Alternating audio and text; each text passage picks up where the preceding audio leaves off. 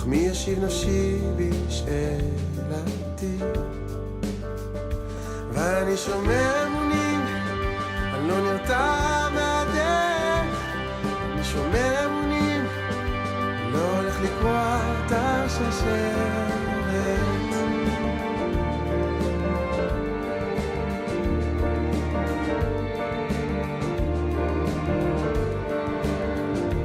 כמה שאני רואה יותר, מתרבות השאלות, הכל מורב בכל ואין בו מתום. אמנם ברור שהכל קורה, המלאכים עולים ויורדים, אך מתי השחר יעלה? ואני שומר אמונים, אני לא נרתע מהדרך.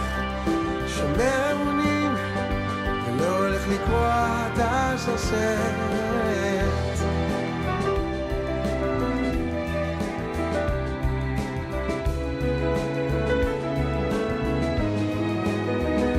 רוצה בי כוח, רוצה בי כוח, רוצה בי כוח.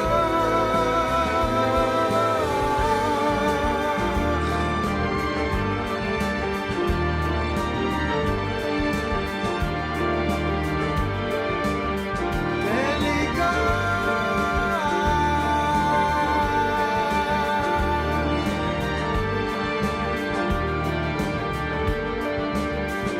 זה כמו לטפס על קיר של קרח, אני נאחז בטוב, כשמסביב הכל נעלם גדול. זה לא שאין סימן חיים, הכל מסתובב סביבי, אך מתי השחר יעלה?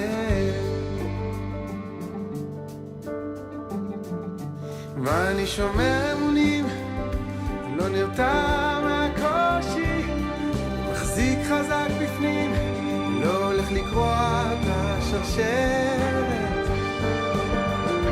יוצא בי כוח לעוד יום, אני לא הולך לשבור את הכל, אני מחזיק חזק ויכול.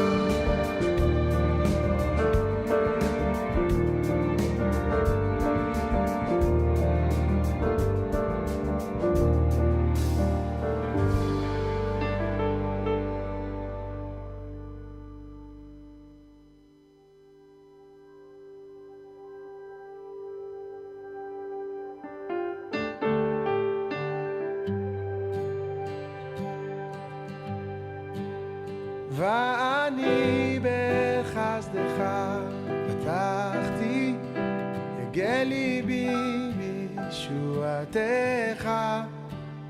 ואני בחסדך פתחתי, הגה ליבי בישועתך.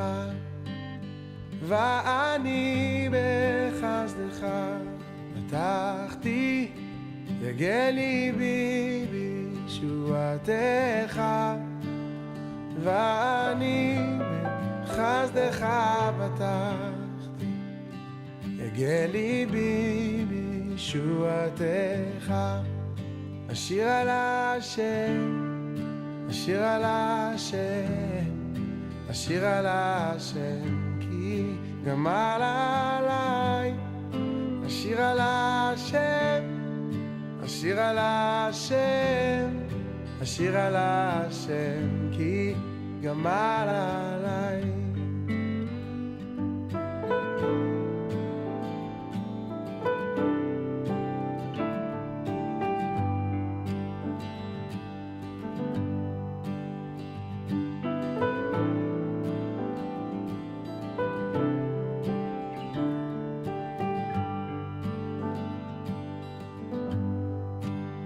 ואני בחסדך פתחתי, יגע ליבי בישועתך. ואני בחסדך פתחתי, יגע ליבי בישועתך. אשיר על השם, אשיר על השם, השיר על השם כי גמל עליי, השיר על השם, השיר על השם, השיר על השם כי גמל עליי, השיר על השם,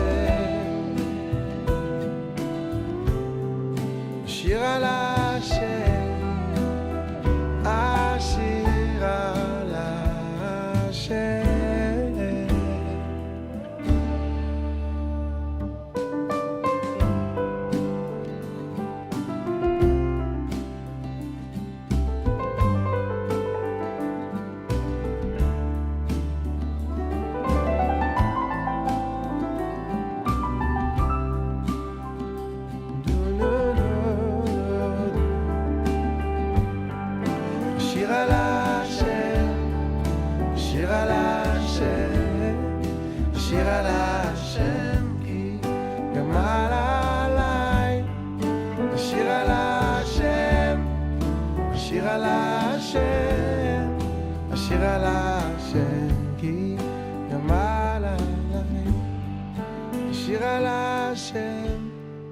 השיר על השם, השיר על השם כי גמל עליי, השיר על השם, השיר על השם, השיר על השם כי גמל עליי.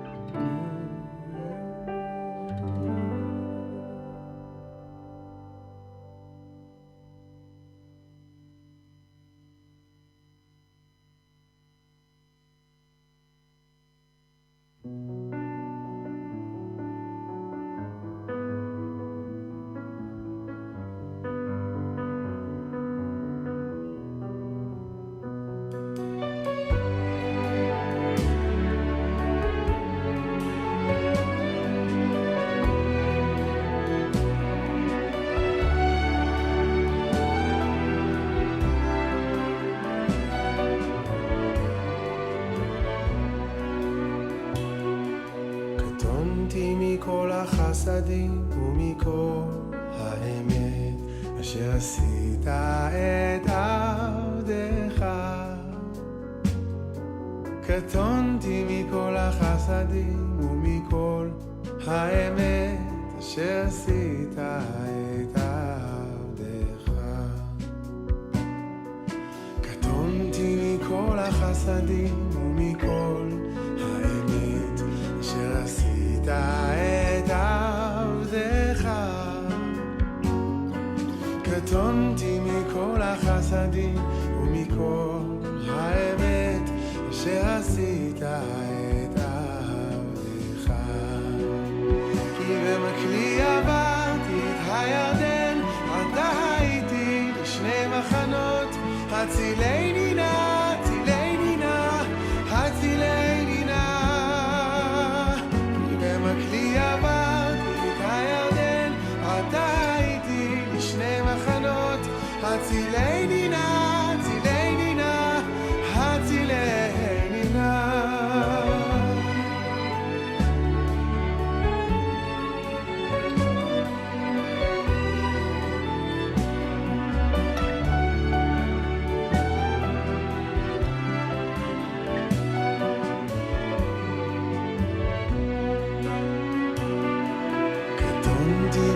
החסדים ומכל האמת אשר עשית את עבדך. אני קטונתי מכל החסדים ומכל האמת אשר עשית את עבדך. במקלי עברתי את הירדן, עתה הייתי לשני מחנות, הצילני נא, הצילני נא. במקלי עברתי את הירדן, עתה הייתי בשני מחנות, הצילני נא, הצילני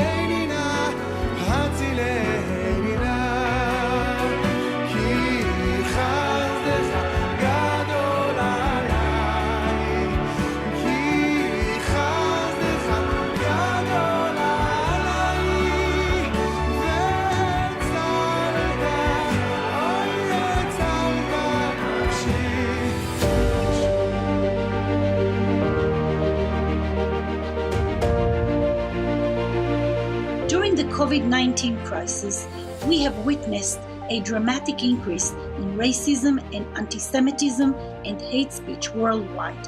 And so this global event is as important as ever.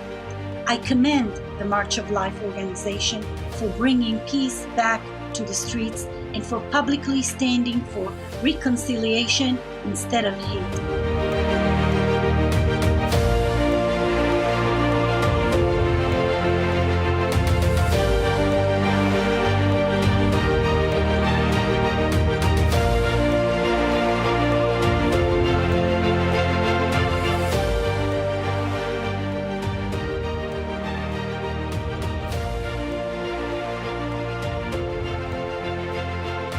Together we will prevail.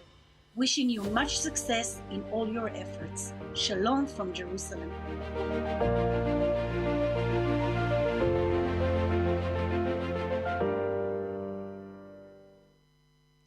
Ja, herzlich willkommen Welcome to the sixth March of Life conference.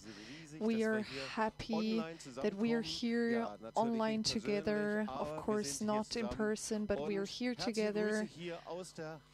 So greetings here from Tübingen. So yesterday we started with the March of Life organization and representatives, and today we will have the half of the day with this March of Life conference. In our German time it's afternoon, when you're in the United States then it's morning, and the last years we could meet here in the hall. This is not possible of course now, but we're so happy that so many people watch us. It's such an honor. So we have 27 nations and many people who are here. It's translated in 6 languages: Polish, French, Spanish, Russian, and so on. And we hope that you can take a lot out of this conference. And we welcome our international members, and we want to welcome then, we have Andrea Schimli from Hungary, Edward from Poland, Igal from Israel, Dorothy Haas from Germany, from Finland, we have Michael Rue from Switzerland, and also Michael McNally from Ireland, and we have Ruben from Latin America. So welcome to all of you who are here. We're so happy to spend the time with you, and our topic is United to be Allied now more than ever before. And you can see on our homepage, you can see all of the information, and we will hear an input from Jobst Bittner. We will have an input from Boris Zabarko, he's Holocaust survivor. And we will hear a special input of the Whale of Silence, and then it goes on with Michel Gourary. He will talk about how we can stand for Jewish life, and we will also listen to Tomáš Kraus. He will talk about Jews in the Czech Republic. He will tell us from his family, and we hope that you can take a lot out of this conference. And tonight we will have the night to honor Israel, and it will be a special program. We will have Ruth Steinfeld, she's a Holocaust survivor from Houston. We will see a theater piece, drama piece, and we are happy that you're with us. And we will start here with the band Beersheba, of course. We're happy that the band is here, that it's able in this COVID-19 crisis. And let's start with the next song.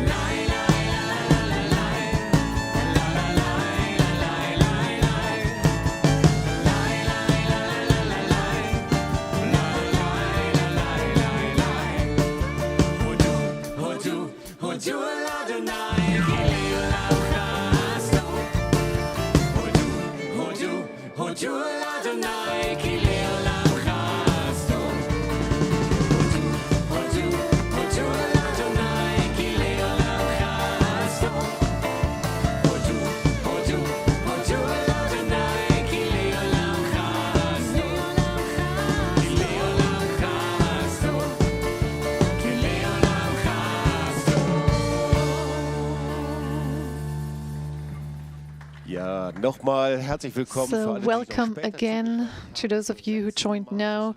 This is the 6th March of Life conference, and it's an online conference, and I'm happy that we have Beersheva, our band, here, but actually the most important one are those we don't see, the technicians here, the translators. So this is such a great team. And of course, we will also talk about the COVID-19 crisis. And so what happened the last year? So Heinz, he will give us a recap of 2020. So 2020 was a special year also for our March of Life organization. So we actually have planned 50 March of Lives. Organizations and coordinators, they planned it, but many of them had to be cancelled. But some took place, and we also had to cancel the March of the Nations in Israel. But nevertheless, 2020 was still special. So exactly 1 year ago, we had our March of Life conference here in Tübingen before the COVID-19 pandemic started. And there were people from all over Europe, from the United States. And the motto was to bring the March of Life on the street. And never again is not enough to have this sign against anti-Semitism. And then the marches couldn't take place, but we were still active during 2020 on Yom HaShoah. We had a 24/7 hour reading out of the names of the Shoah. We did it together with Yad Vashem, and we've read out the names 24 hours. Out of many nations, people participated. And then we had the virus of anti-Semitism. So we had people here. And over 10,000 people took part in it. Of course, it was online, and it was a great sign against anti-Semitism. And in this time, there is this isolation, and it's so important to see Holocaust survivors, to meet them, and it's so difficult in this time. And that's why we had a program which is called Memories Alive. So it's via Zoom, to meet Holocaust survivors via Zoom. So we started in May, and we had over 60 encounters from Germany, from Switzerland, from Belarus, from Russia, from Paraguay, Argentina, so many more nations. And the Holocaust survivors, they were in this Zoom meeting, and also their family members. So it was an encounter of the first, second, and third generation. So you can find information about this program. Moreover, we have a cooperation with Ale Negev. It's a village in the Negev desert. Doron Almog, he founded it. He was an officer of the Israeli army, and they worked there with handicapped children and adults. and we sent volunteers into that program, descendants of Nazi perpetrators. They go there, and they also went there even though there is the COVID-19. And we see here a picture of Doron Almog and his team and volunteers. So this is such a powerful sign in this time. And we did fundraising, so we could send money to that program, Ale Negev.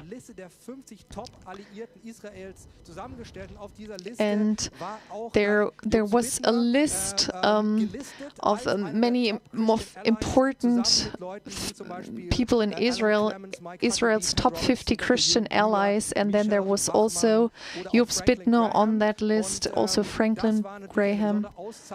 So that was a very special award, and for what we do with our March of Life, when Jobst Bittner, when we raise our voices. Then on the 4th of October we had a global day, reconciliation instead of hatred, reconciliation, not hate, global day of action. And we asked people here in the circumstances of COVID-19 to build a Star of David, to do what was possible. And this took place all over the world. In Tübingen, in Leipzig, we see here a Star of David on the marketplace. Then in New York, on the Times Square. In Houston, they celebrated. And also in Russia, reconciliation instead of hatred. Also India, in Romania, they had a Jewish cultural feast. And here in Paraguay, they built a Star of David with the cars, and they drove with their cars through the town. Then, moreover, we had Hanukkah days, which we have every year. So it's Christian Jewish cultural week. So, of course, it was online, but we had a concert with Shai Terry. And every night we had the Hanukkah candles. So we lighted the candles at 8 different places. So this was a little bit of what happened last year. And we will also listen to some other organizers. And I want to tell you from Jack Fjorny, and he was director of the March of Remembrance, or part of the March of Remembrance. He was here on our March of Life conference some years ago, and his wife, you watch us, great that you watch us, and it's so great that you do what he started. And we want to honor his life. So this was a short recap. And now we will hear from different nations, but before that we will see a dance, and it's called Hoffe, and it means healing.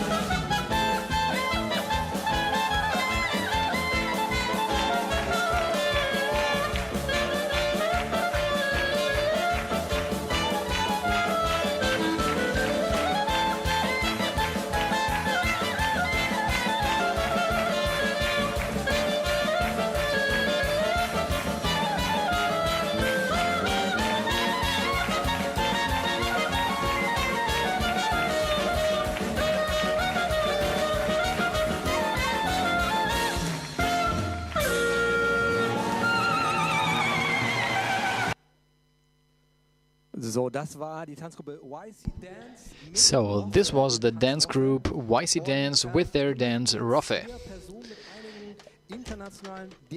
And now we want to talk with some international directors of the March of Life. First of all with Dorothee Haas. She's the director of the March of Life in Germany. Dorothy, maybe you can share with us about the marches, what happened next to the 4th of October last year. Yes, so we are really happy that despite the pandemic we were able to do 5 marches. In the beginning, on 27th January, there was a march in Ueckermünde and then in Anklam and Stralsund. It was very special to us that the cities were involved everywhere. The president and the mayor, the chief of the party and all members of many parties. And during 3 marches we had descendants of Holocaust survivors. And we built Stars of David in the cities. It was really encouraging. It was before the pandemic started last year. And then in September we had a special march at the 3-country point in Germany, Poland, Czechia and Germany. They were walking to Zittau, and there was a main march with 200 participants, and there was Pavel Jelinek as from the synagogue. And in the end of October, on the 21st of October in Buchen, we had a March of Life where the former chief rabbi of Baden-Württemberg, Nathanael Wormser, took place. It was great, although some marches were not able to be held, but still we had some great marches. Then we want to continue to Moldova.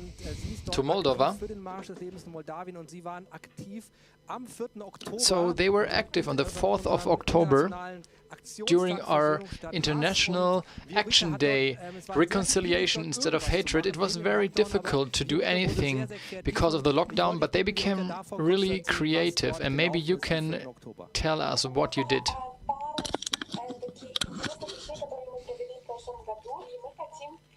Услышать пару свидетельств от интернациональных директоров.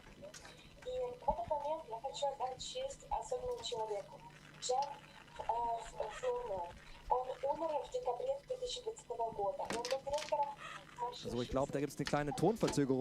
So the sound is a little bit delayed.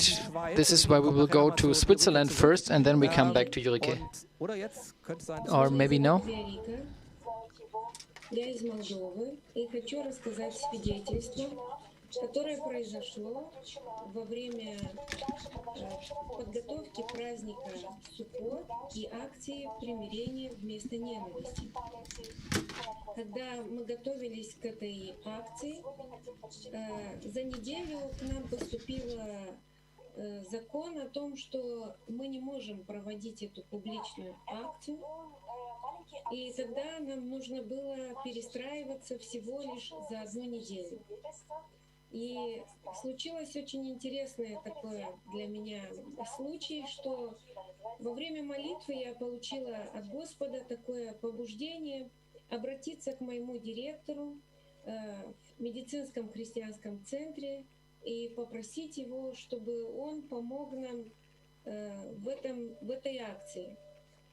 И интересно, что он сам ранее проявлял, мягко скажем, такие антисемитские высказывания, но в тот день случилось то, что Бог положил ему на сердце дать разрешение нам выступить всем коллективам в этой акции примирения, фотографироваться.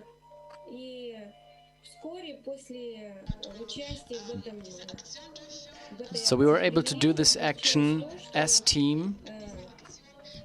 We could join this action and make a public stand there in the clinic.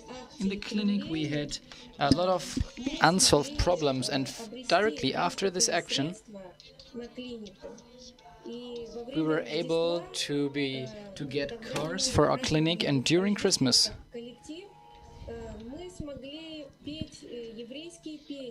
When we were celebrating Christmas in the clinic, we were allowed to sing Jewish songs and we could celebrate together.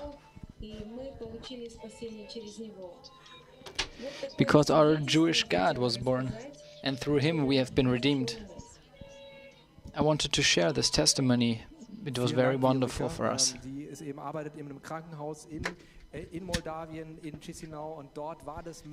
So, in this hospital, despite anti-Semitic tendencies, they were able to celebrate these holidays. Now we go to Michel Gourary. He's the director in Switzerland. Maybe you can tell us what happened in the year 2020 with the March of Life. Hello together.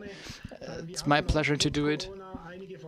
Despite Corona, we had some events, and especially, for example, in Geneva, we did an online conference with international speakers.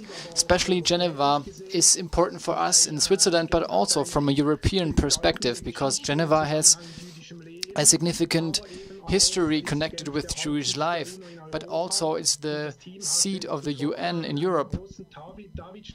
And the team, they formed a great Star of David before the square where the UN is. In summer in the Alps in Switzerland, we had a real march like we used to do it.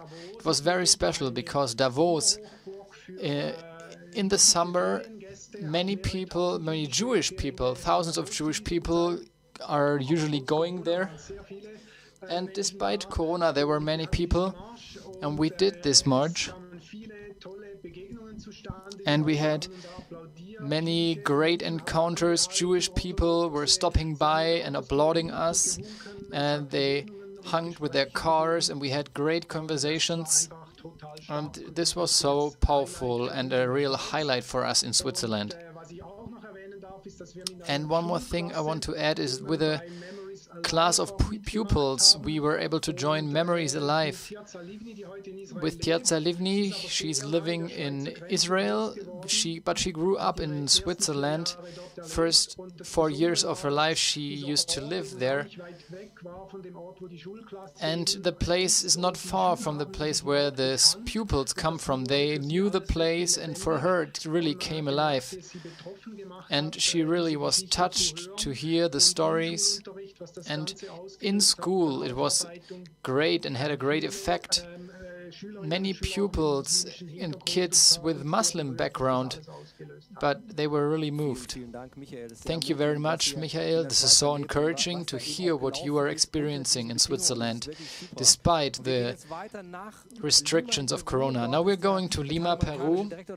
There's the Latin American director, Ruben Gutknecht. Maybe you can share about the things that happened 2020 in Latin America.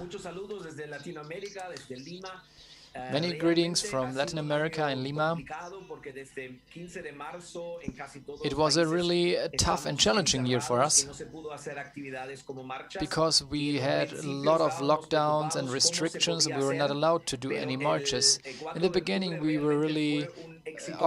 had no idea how to do it, but on the 4th of October we did something very special.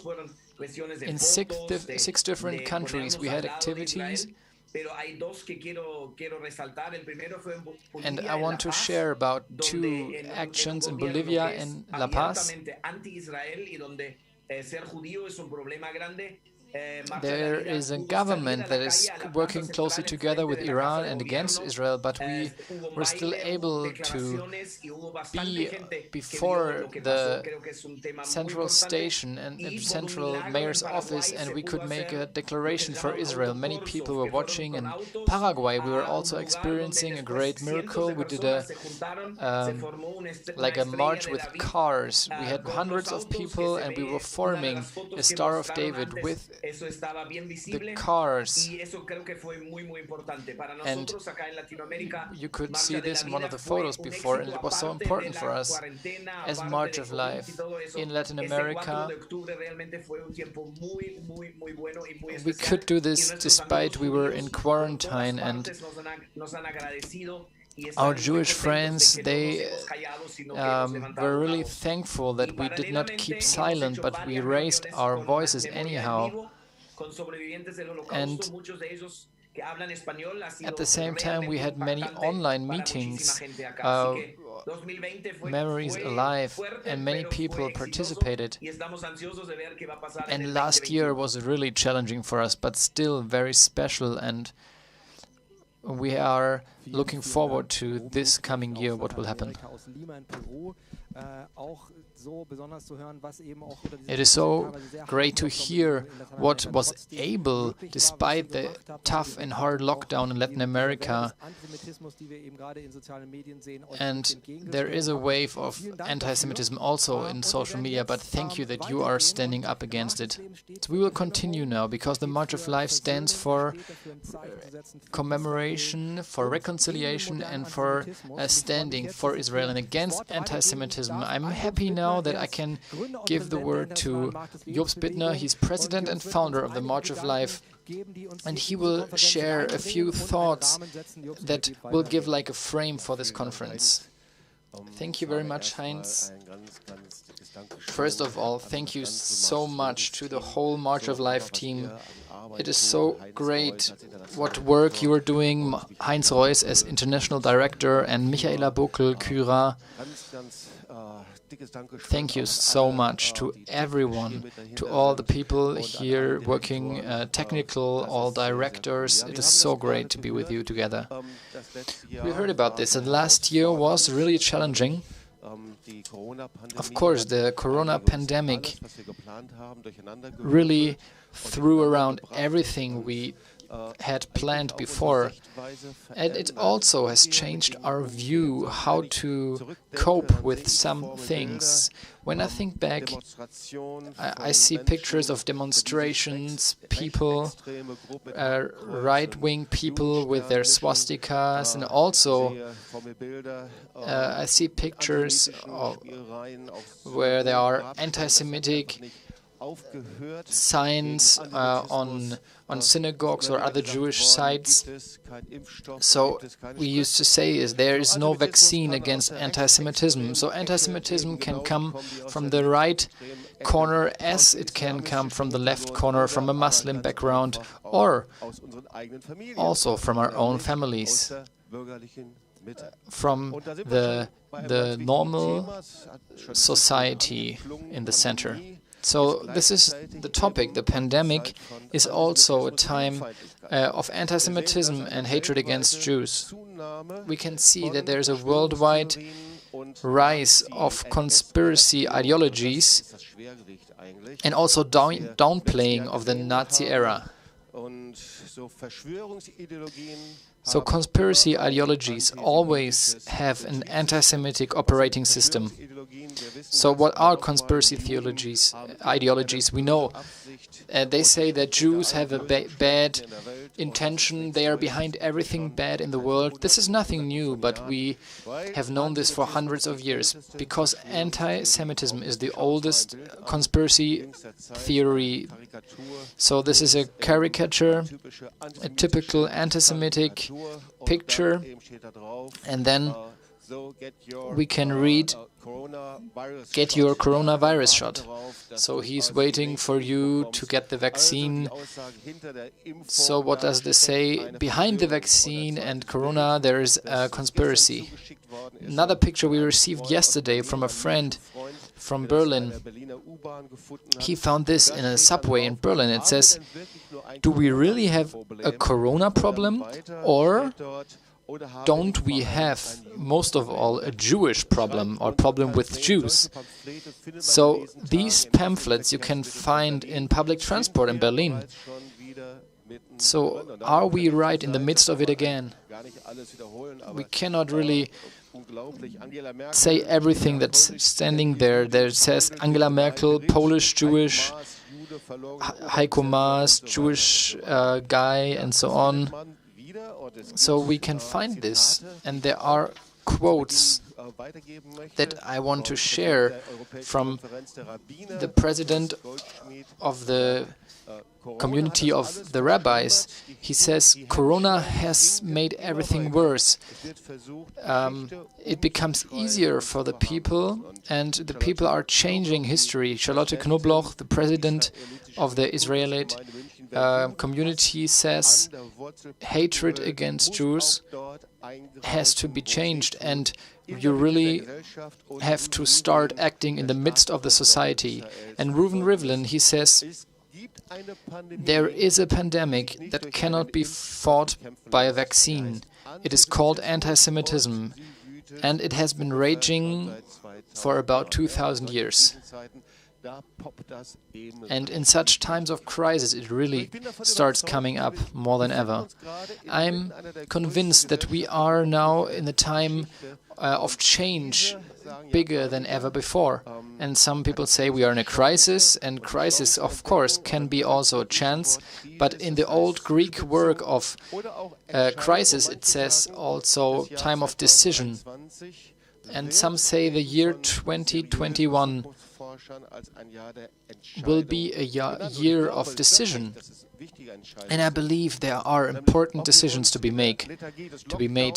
Whether we let ourselves being captive in the lethargy of the lockdown, or whether we raise our voice against anti-Semitism. Maybe it's uncomfortable, and last year it was uncomfortable to raise our voice. So the pandemic really changed the way we were living and acting with each other, because points of orientation are not working anymore. So what can we look to, and what is our goal in this time? So the message of the March of Life is the right message right now, to remember, to reconcile, and set a statement for Israel. I believe this does have to be our way of living to create a better future, but the question is, how can this happen? Our common call is united to be a light, rise and shine to be a light, especially now, rise and shine to be a light. And I want to share a few scriptures that are important for us. Isaiah 59 verse 10. Like the blind, we grope along the wall, feeling our way like people without eyes. And that really reminds me of our past.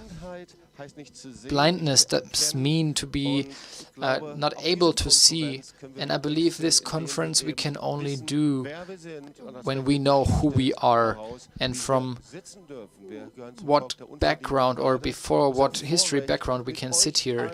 It's such a privilege to be with you together, with the participants from 27 different nations, to do this conference together. Anti-Semitism and hatred against Jews brings darkness and blindness into a nation. The second word, Isaiah 49 verse 6, I will also make you a light for the Gentiles, that my salvation may reach to the ends of the earth.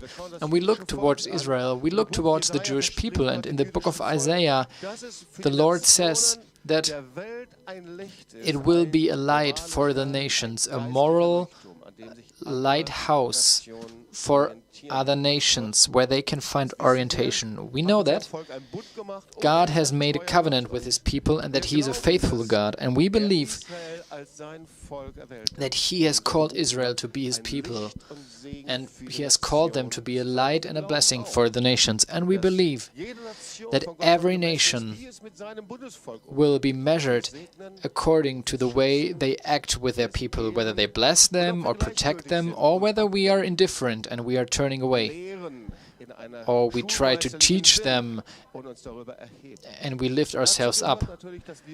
And that means also that we raise our voices against anti-Semitism and hatred against Jews.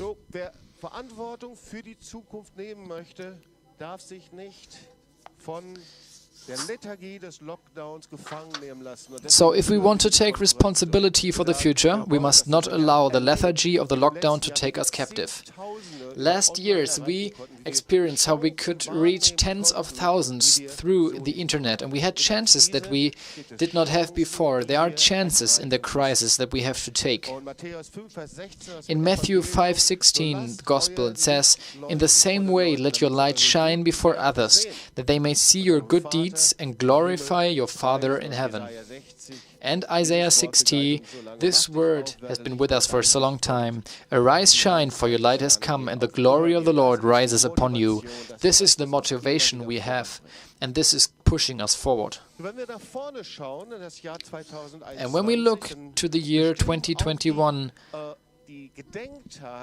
the days of commemoration are important for us, and on the other hand, also they will lead us in what we do. So we have the January 27th behind us. It's the day where we commemorate the victims of Auschwitz, and there was a great celebration also in the Bundestag where they finished the Torah scroll, and the April 7 will be important for the March of Life movement, the International Jewish Holocaust Remembrance Day, and we will start a special action that we can do during this time. And then July 22nd is so important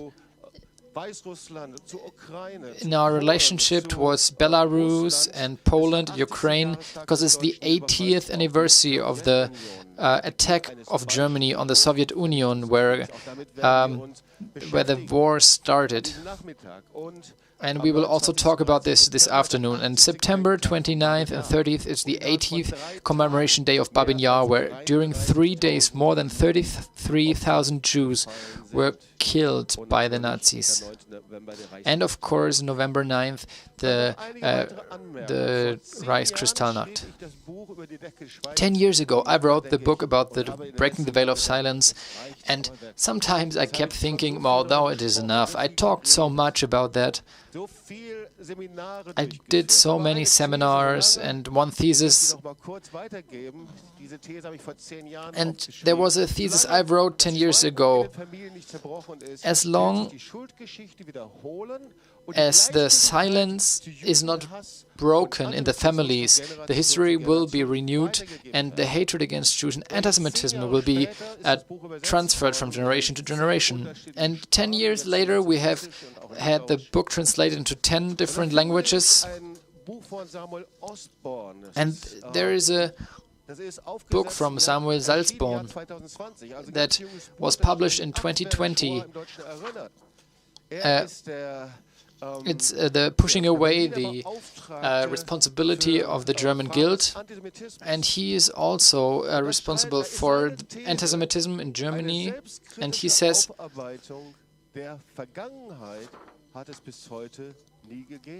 that really working through the past by looking at yourself did not happen yet. So there were many books being published, and also in the science world. So the question about the veil of silence in the years 2020 and 2021 is more important than ever. When we look back to 1945, there were many important steps during our time when how we commemorated. So there was a time of silence after the war, and then the Auschwitz trials, the movie Holocaust, 1978.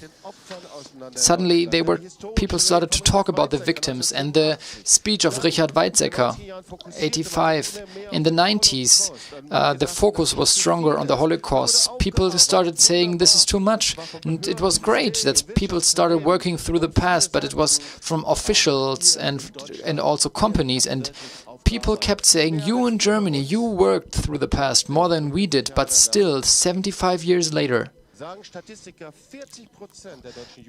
People say that 40% of German youth do not know what happened during Auschwitz, in Auschwitz. Not better than other European countries.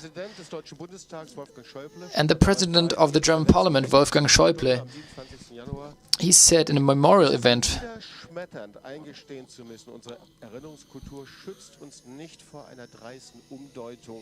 he says it's really, we have to renew our forms of commemoration, and we are not protected by our commemoration. But especially in the internet, there's a lot of anti-Semitism. We have to renew our forms of commemoration. So what do we have to do? What does help us? So commemoration that we did was not really successful in every way. So how come that anti-Semitism and National Socialist thinking is on the rise again? There is one reason. The reason is decades of pushing away the responsibility in our families, where no one can look behind this veil of silence.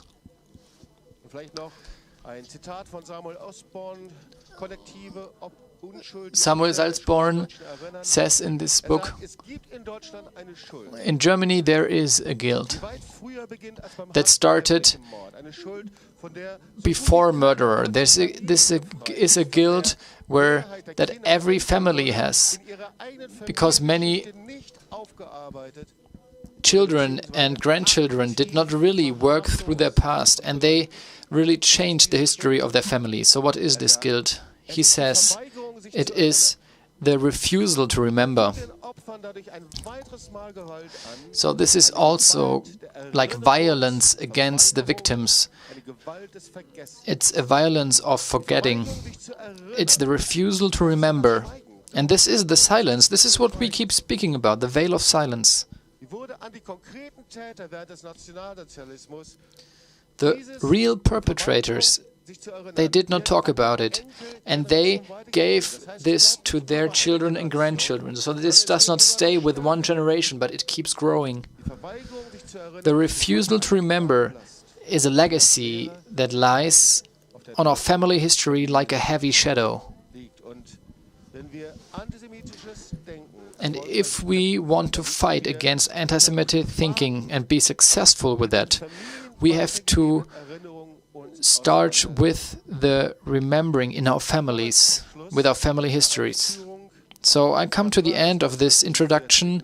How was it, 1945? Nazi Germany was conquered, and the cities were in ruins, and the National Socialism was like mud on the families. And almost every family was under this mud, and the veil of silence was above them. And the ruins of the cities were cleared away, but the ruins in the lives of the descendants of the war victims, of the millionfold German mass murder, and in the lives of the descendants of the perpetrators, were never removed from their and our minds. So there is one way how we can learn to put away these ruins from our minds. And this way is to allow the private to remember in our families and to break the veil of silence. So I will keep talking about this later.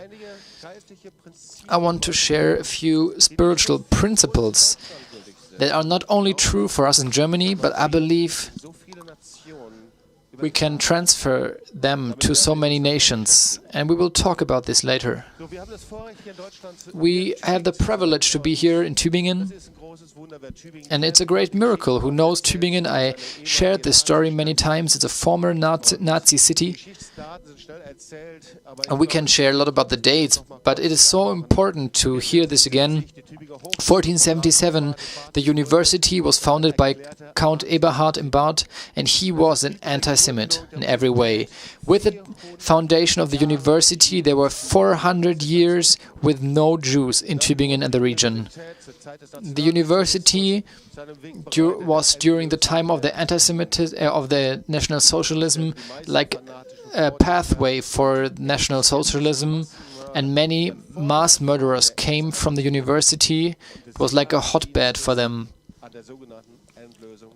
Many people from the SS and other from the party, they were educated there.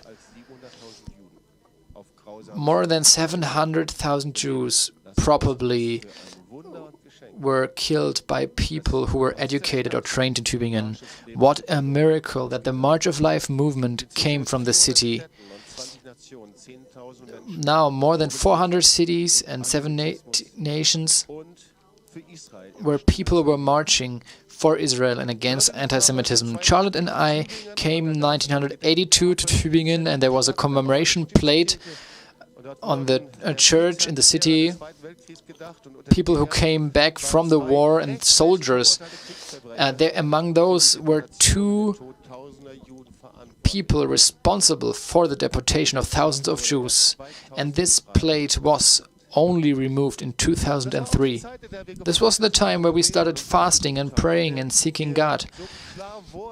And we really felt and knew that this sentence, "the silence of your fathers is in you," that this is the truth.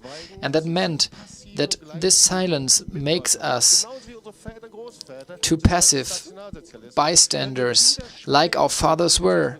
If we keep silent again towards anti-Semitism, we are not better than them.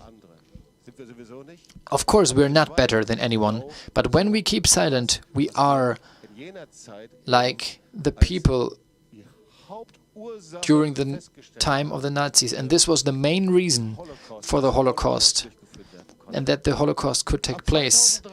From 2003 on, we started working through the past, and we saw and have seen transformation since then. But for 30 years there was silence and people were lying. And we started with a Hanukkah celebration on the market square, and symbols had to go, Nazi symbols, and the university started to work through the past. Jewish life started again, and so many more things, and it was like a yoke that was broken. What are the steps that we can go? I will talk about that later, but I'm happy that now we will hear Dr. Boris Zabarko. He's a good friend and we're strongly connected with him, because in almost every family there were soldiers of the Wehrmacht who took part in the attack of the Soviet Union on June 22 and the mass murder of millions of people. It was a strategic mass murderer, and almost every one of our families was somehow involved in this. Dr. Boris Zabarko is a Ukrainian historian, and he's the president of the Ukrainian Association of the Survivors of the Holocaust survivors. He has published many books in different countries, and on October 21st he received the he received a prize from the German Parliament, and he's living in Kiev, and it's such a privilege to have him with us.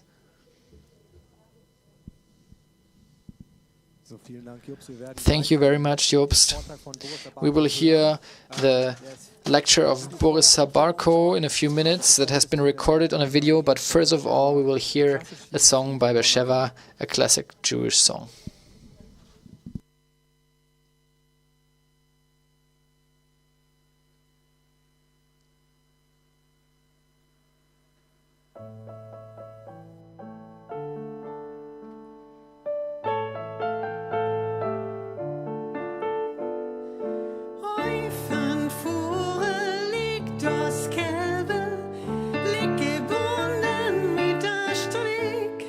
Euch im Himmel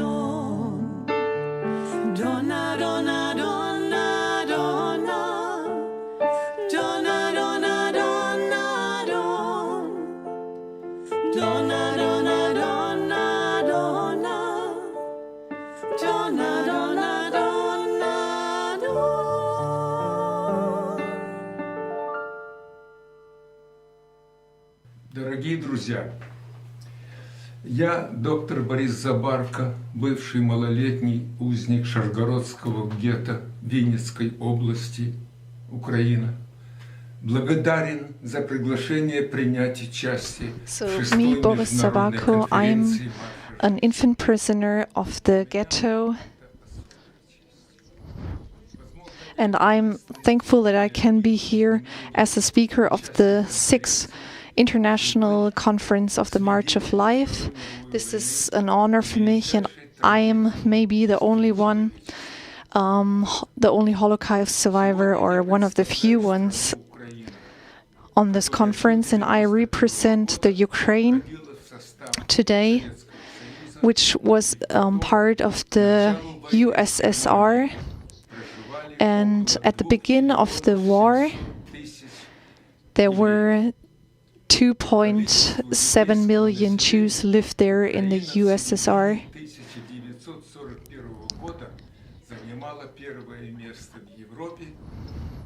And there were many Jews living in the Ukraine, the first in Europe and the second one in the world from the numbers of the Jews. And I will mainly talk about the Ukraine today. And I represent the capital of the Ukraine, Kiev. There were the innocent people, old people, children, women. Many of them were killed 2 days before Yom Kippur in year 1941. They were killed there just because they were Jewish. And I represent the whole Ukrainian Association of the Jewish Ghetto and the concentration camp prisoners.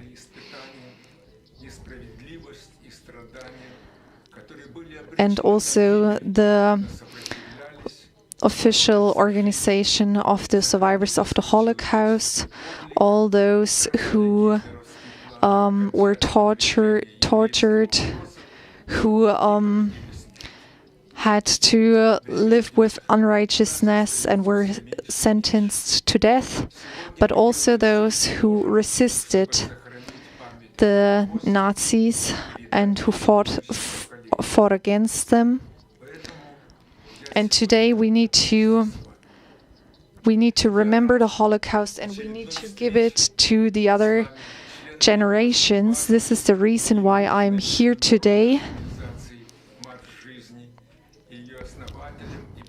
And it's such an important organization, March of Life, and I'm so happy to be invited from Jobst Bittner, his wife Charlotte, and the sons, and it's good to be here. And I remember the first March of Life in the Ukraine and the many people who gathered there in 2010 in Babiem, and it was an exciting meeting of Christians and the Jews and the German people, descendants of soldiers and officers, and those who killed the Ukrainian and European Jews.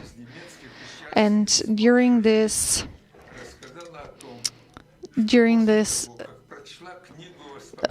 meeting in Babi Yar, one German woman, she told me,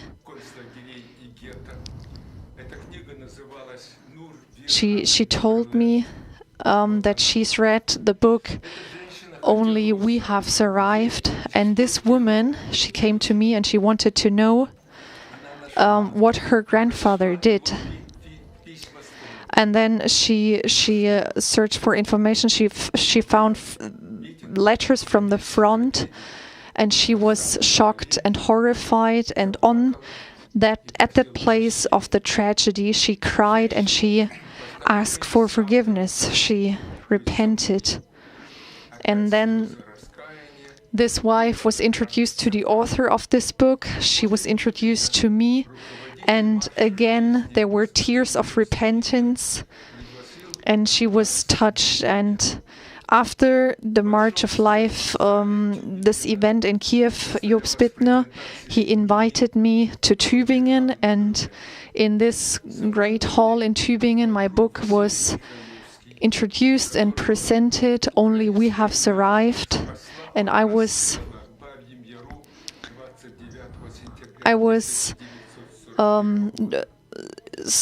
somebody joined me, and I didn't understand the name, but he only survived because of the nanny back then in Ukraine.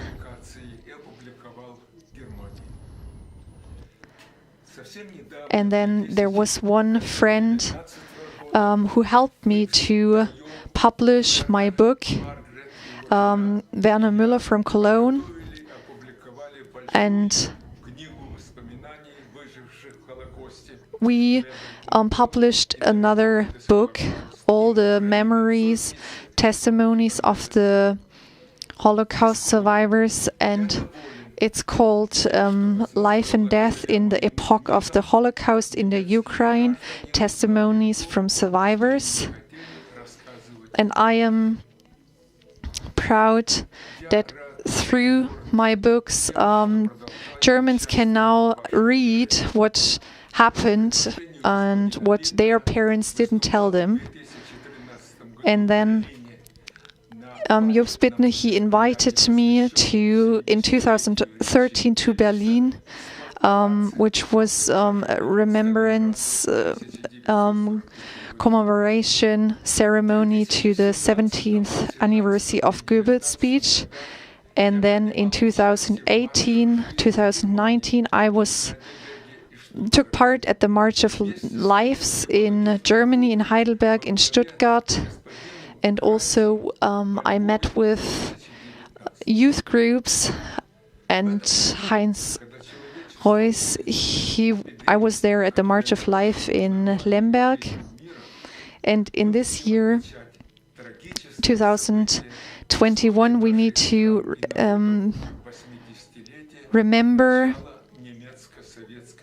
the 18th anniversary of the beginning of the German Soviet War, 1941 until 1945, and this tragedy started, and the fate of all nations of the Soviet Union, Ukraine, Belarus, Lithuania, Latvia, Estonia, and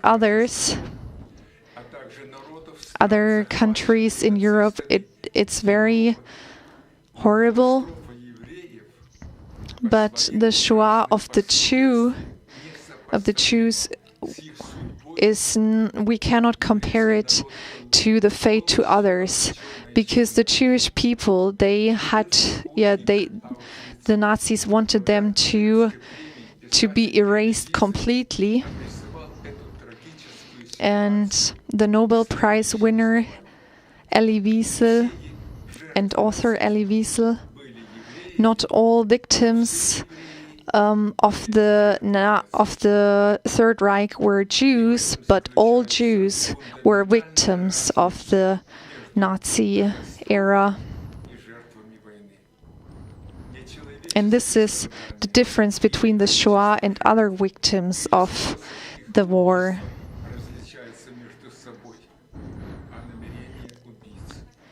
And the intention of the murders is so bad. So it was about an elimination of Jews, which was set in the politics, and they wanted to release the world from Jews, and they didn't want to change the Jewish people, but they wanted to erase it completely, and they wanted to stop Jewish history forever. And they wanted to change humanity through erasing one people out of it. And also my family is affected by this fate. So we, as a family, when the German troops, when they came in 1941, my mother, my father, my grandfather, my uncle, my brother, who was a little bit younger than me, and I was 6 years old. We had to live in the ghetto in very bad circumstances. My father and also the brother of my mother, they were in the Red Army. They were killed at the front in war. My father at the beginning of the year and my uncle at the end of the year. And without the help of our Ukrainian family, Kalina Pilp and Anna Sambrowski, and without the Soviet army who released us in March 1944, we almost died from hunger, cold, diseases, humiliation, discrimination. So we were lucky, we survived. And the feeling when we were released mixed with this horrible fate and the death of many prisoners who could not be rescued, and the pleasure about, or the joy about our that we were free was mixed. And Primo Levi, he survived Auschwitz, and he wrote this this joy that we were free was mixed with a painful feeling of shame, and we saw that freedom only was an illusion and that nothing good could happen now to erase the past and to wipe out the past and to help the scars to go away. And during this war of extermination, during this war, Hitler and his allies, they killed 1.5 million Jews on the territory of the Ukraine. These were men, women, and children.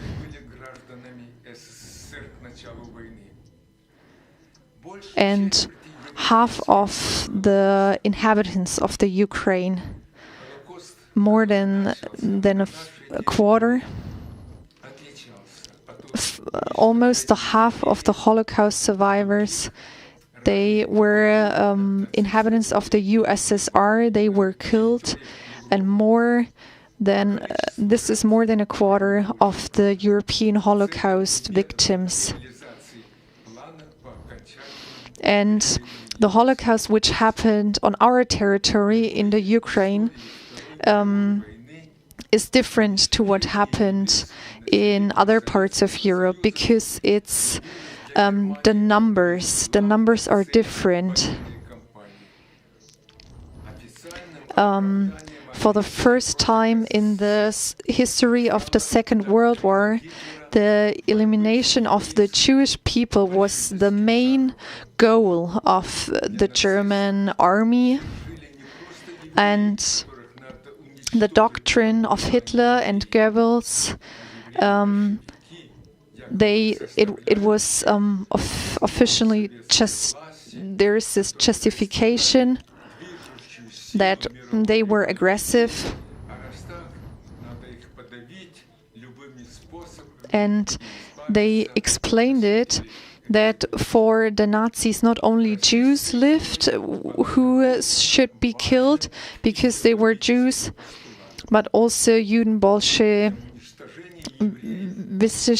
Jews, and they were the basis of the Soviet regime, and they were the driving forces of the world revolution.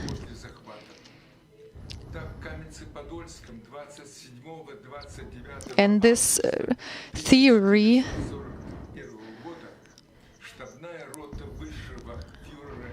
we see that in the 27th and 29th August in 1941, we saw that this officer, SS Hacohen, he did it with the Ukrainian police and with also the help of Hungary. Within 3 days, they killed 23,600 Jews, and there were 40,000 refugees who actually came from Hungary. And this was the first massacre in this numbers. And it was like a turning point in the Holocaust. It was not only killing men, Jewish men, but it was to kill all Jewish people, men, women, children, Jewish communities. For example, in Berdichwe on 15th August in 1941, in an action, 10 to 16,000 people were killed, and in Vienna it was 10,000 Jews. In Nikolevia it was 6,000 Jews. In Cherson 8,000, and in Kiev, in Babi Yar, within only 2 days 33,000 Jews were killed. And this was the biggest massacre, mass shooting on Soviet territory. And Babi Yar became a symbol of the Ukrainian, of the tragedy of the Ukrainian Jews. And in almost all of the territories, there are more Babi Yars. And in Dnipropetrovsk, there were around 15,000 Jews were killed. Some of them were just thrown into a gorge alive. In Odessa, on the 23rd and 25th October in 41, they just burned 35,000 Jews alive. And then on the 6th and 7th November in 41 in Rivne, they killed 15,000 Jews. In Odessa, within 12 days, at the end of December, beginning of January, they killed over 50,000 Jews, and they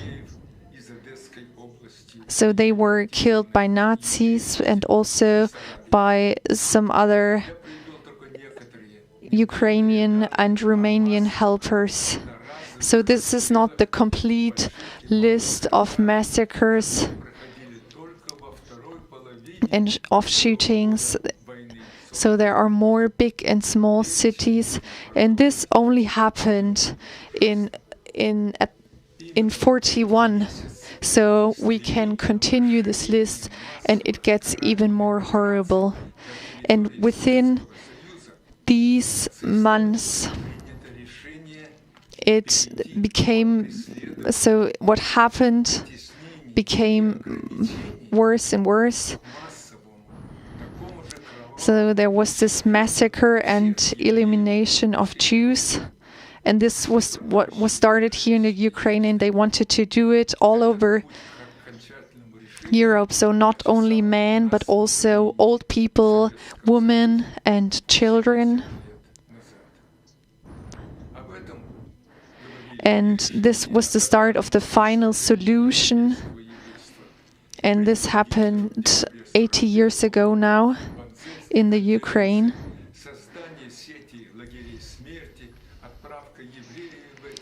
And this we can see that in the Wannsee conference on 20th January 1942.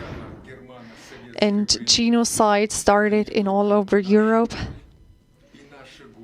And this is not only our pain, not only our fate, but I'm so thankful that we together, that we remember this. And in no other nation, the Jews were killed so fast without mercy, and also little children. The Nazis, they threw them into graves, into ditches, into gorges. They drowned them. They put poison on their lips. So Jews, they were burned in barracks, in stalls. They were put into a wall. They were thrown alive into wells. Yeah, they were drowned in lakes and seas. And they were forced to go into like a wet field. And then there were also the gas wagons.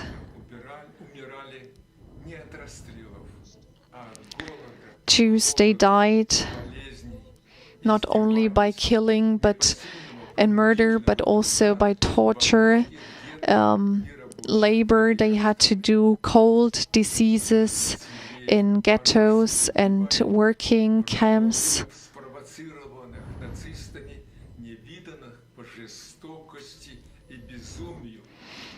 And Jews, they were also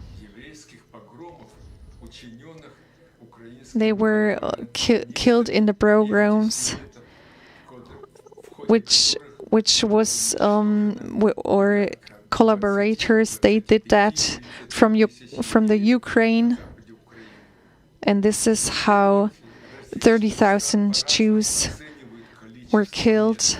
So there are different scientists, and they say they name us different numbers from the towns and villages. And so there are Andrzej Zivowski, he says that in Ostgalizien there are 30 people. Aaron Weiss, he says there were 58 cities in the West Ukraine, and Shmuel Spector, he says it's 26 cities and 12 villages in Volyn. And we see that the majority of the Ukrainian Jews, around 78%, they were shot. They were killed just in front of the eyes of their neighbors, friends, colleagues. Sometimes the neighbors, they helped, but sometimes they also rescued. So the murder happened in front of their eyes. And the fate of the Jews, it was not a secret. Around 22%, it's 340,000 people. They were deported in the concentration camps, Belsen, Auschwitz, and Sowidor. And Alexander Kruglov, he says that in the second half of the year 1941, around 500,000 Jews were killed by the Germans. on average, every month, 85,000 Jews were killed. So this is 2,600 Jews every day, and this is probably the highest rate of elimination of Jews in Europe. In the year 1942, it's around 770 people got killed. In year 43, it's 150,000, and in year 42, it's 185,000. And I'm sorry for these numbers, but this is the fate and this is the life of single people. And they were killed, and there is no one who did. Yeah, they don't have a grave. So in the Ukraine, there is no family that is not affected by the Holocaust. Many Jewish communities, cities, centers were destroyed, and they were a part of Ukrainian cultural heritage. And the East European culture and the Yiddish language was almost erased completely. The literature is erased, and many people, they were killed and they didn't have graves.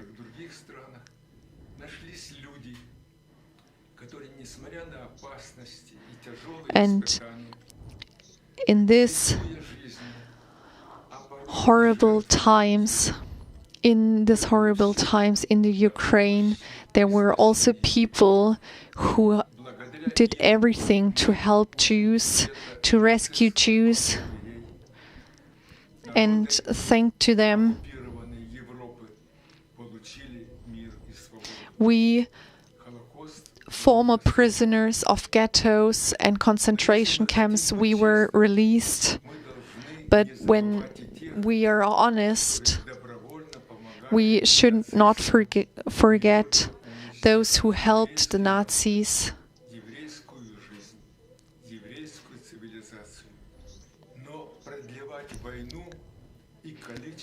They helped to continue the war. So this was also part of our family. So nobody, of course, talks about the people who helped the Nazis, but we should not repeat it. In October 1944, the Ukraine was liberated by the Nazis,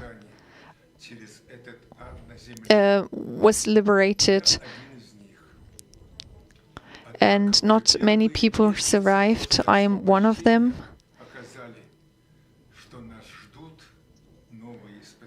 And the first months after the liberation, we saw that there are new challenges now. Almost 80 years are gone now, and all these years we saw the pain, and we remembered in pain. And we asked ourselves, how could this happen? Why couldn't the world stop the Holocaust? Couldn't the world avoid the Holocaust? How can we remember the Holocaust to avoid something similar in the future? Did the people learn a lesson from the past? Lessons that are important today?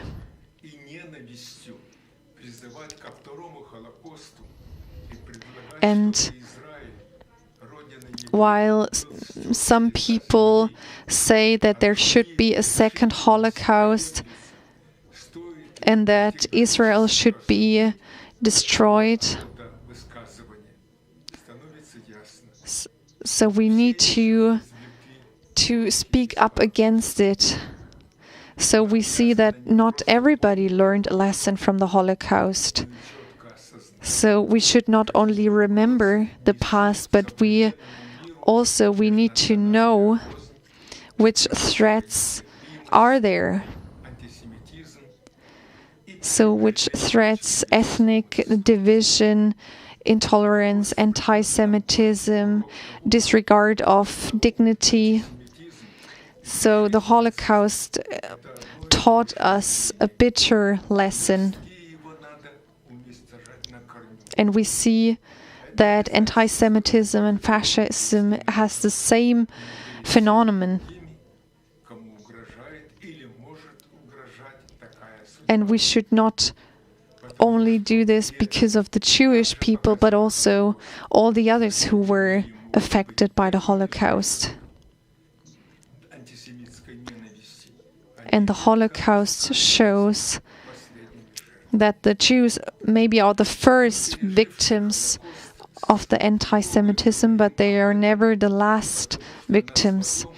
So those who survived the Holocaust, they try to speak out a warning, because we've been through the Holocaust.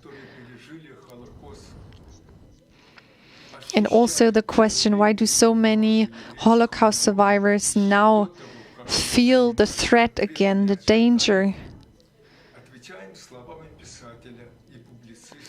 So we can answer this question with the words of an author. Those who survived the Holocaust, they know that out of these just words, anti-Semitic words, they change into discrimination, and then they become a part of society and everyone accepts them. They become standard. And those who survived and who experienced the Holocaust, they have this warning signal because they know what can happen. So they strengthen our democracy in a way only they can do it. And we need to listen to these people to survive. And time flies, and now we stand here at the beginning that this tragic Holocaust is now a memory, and the UN Secretary General, who said in 2010 on the International Holocaust Remembrance Day, they say the Holocaust survivors, they will not always be with us, but we need to remember. So what they told us, we need to take that, write that down into school books, and we need to be determined that we avoid and that we stop such a thing to happen again. And then we read in the Bible, try to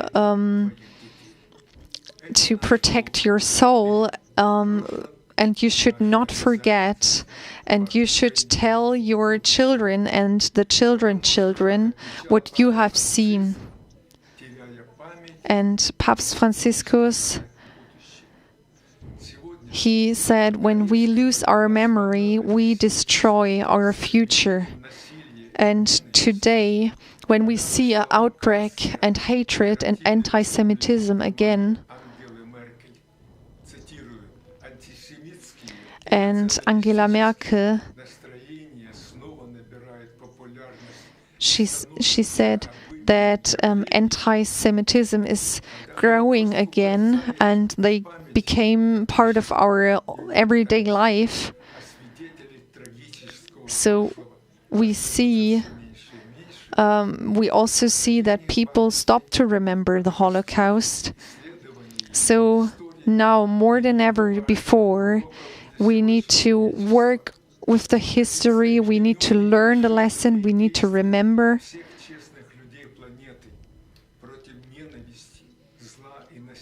And we need to stand together against hatred, anti-Semitism.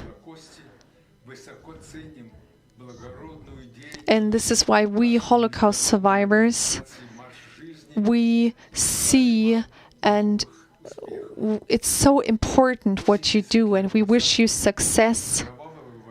80 years ago, this bloody war began, and it took away our childhood. It was the beginning of our lives.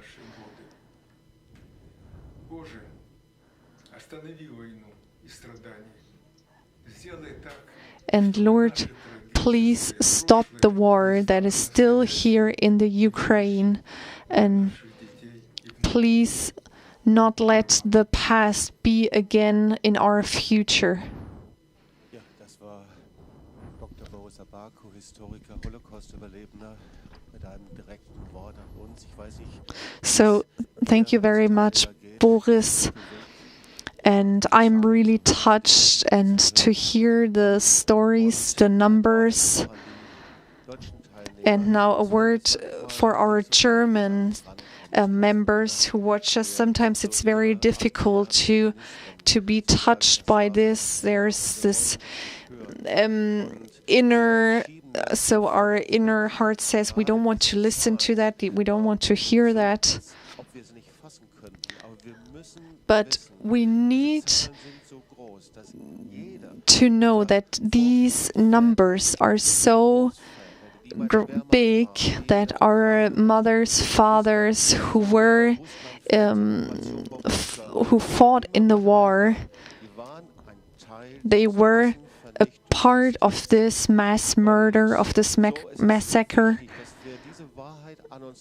So it's important that we see that truth, but also, so now at the 18th day anniversary, when the Soviet Union and Germany, when this war started, so that we see and take this responsibility. Otherwise, we will see that hatred, anti-Semitism will grow again in the children and grandchildren. So I remember 2010, when we were there for the first time in the Ukraine. I had no idea of the Holocaust in the Ukraine. 1.2 million Jews who died, who were killed, and I've never heard of it in school, in my family. My father was a part of it, soldier, and we were there in Babia, in 30 or 40 descendants of Nazi perpetrators. They were there and they asked for forgiveness under tears. So our Jewish friends, they still have to live with it. They still suffer from it, and it's so important. Now, at this day of this year of anniversary, it's so important to remember. So it was special to listen to Boris Zabarko, and I want to show you his books in 2016, Those Who Survived, and then also a book, we see that Life in the Shadow of Death. So we see that on our website. So I recommend it that you order these books, the personal testimonies and stories. It's so important to read these books. So I recommend it to you. Boris Zabarko, he wrote it in a great quality. So now, before we will continue with our program, we see a dance from YC Dance, Hashiwenu. Turn us back. And this dance expresses the repentance and the turning back.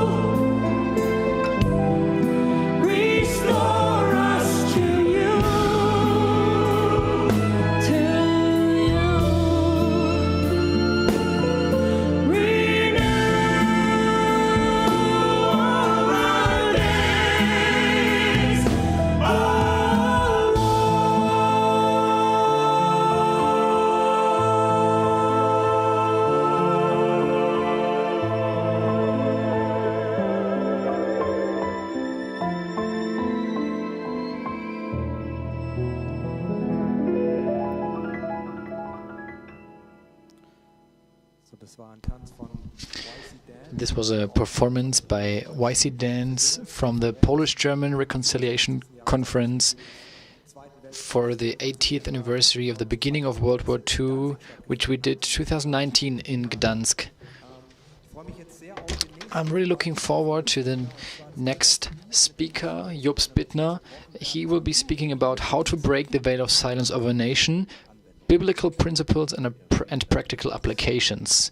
Thank you very much, Heinz. I can just continue with this. The thought that I had is, why is it so difficult for us to really be touched by commemoration and by history? Of course, we can read books and we know so many facts and dates, but when it is really about our personal stories and private stories, it is sometimes really difficult for us, and sometimes we don't want to touch certain points and we don't want to talk about those stories.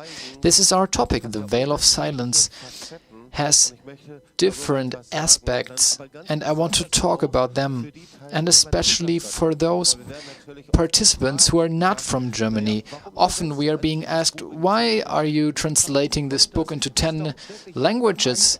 Because this is your German topic, in your history. But at the same time, many people really found out that in their nation there is a history that is quite different, but still there is a history of anti-Semitism, of pogroms, of hatred against Jews, civil wars or genocides, and a history that has not been discovered yet.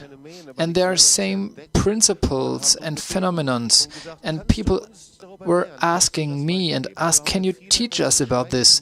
And so we did many Breaking the Veil of Silence seminars in Hungary, in Poland, in the US, in Latin America, in Switzerland, and many more countries. And it is really interesting that those principles are true for every country where there is injustice and there were genocides and other things. So we can really take this and apply it to our country. Last year, our March of Life director from California, Jack Flournoy, we talked about them. He went to be with the Lord, and he read out the name of the slaves that his forefathers were owning, were having, to honor them. And this was such a powerful point of restoration and healing. So other people, they are saying these principles are only true for you, but I am convinced that this veil of silence over every city, over every nation can be broken, and that we can start this by doing something. And when we start doing something, we can see this transformation process.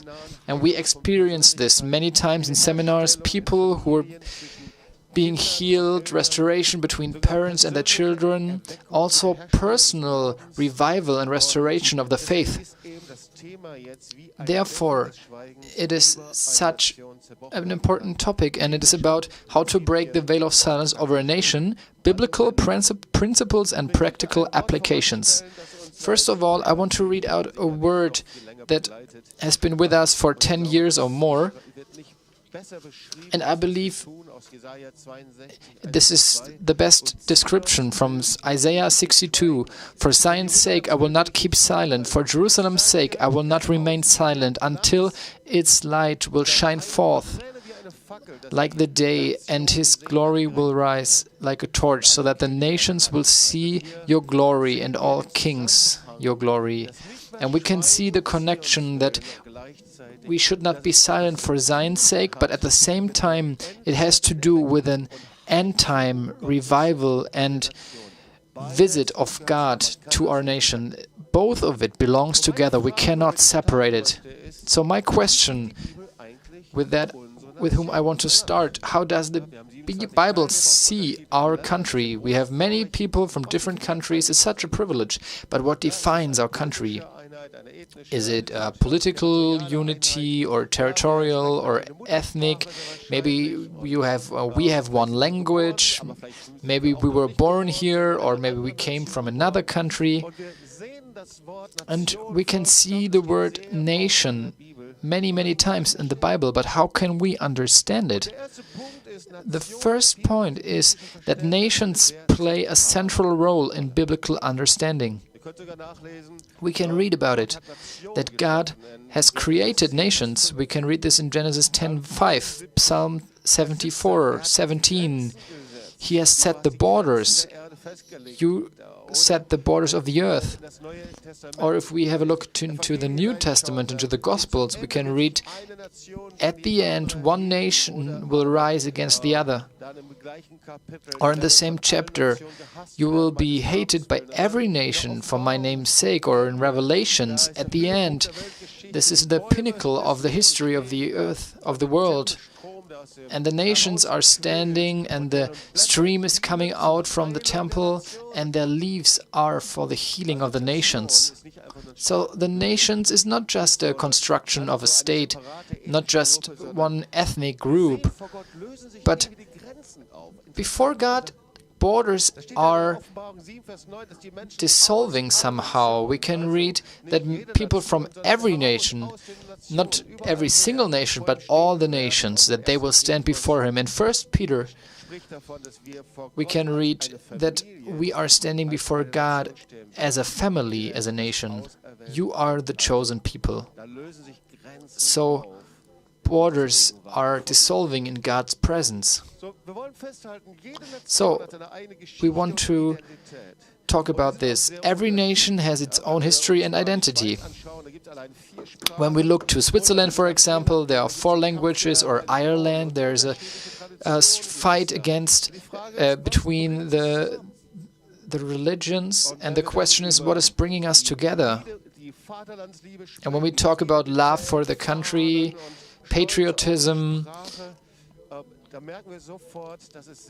we can see that there are a lot of different feelings. When we talk about nationalism in Germany, of course, we think about the past, about National Socialism. In other nations, when I talk about this in America or other countries, it has really another sound and a more positive sound. Of course, there is something good. If we look at a football game, for example, we can really cheer for our country. Or if you like special food, here in Swabian country, we eat Spätzle and Maultaschen. Or in Italy, you eat noodles, pasta. I ask you, and in China, you eat Jobst and other things. And you have your spices, and of course, you have different tastes. But nationalism is like cholesterol. I like this quote. There are good fats, and also there are bad fats. And if you take too much, it is not good, and it can lead to a stroke.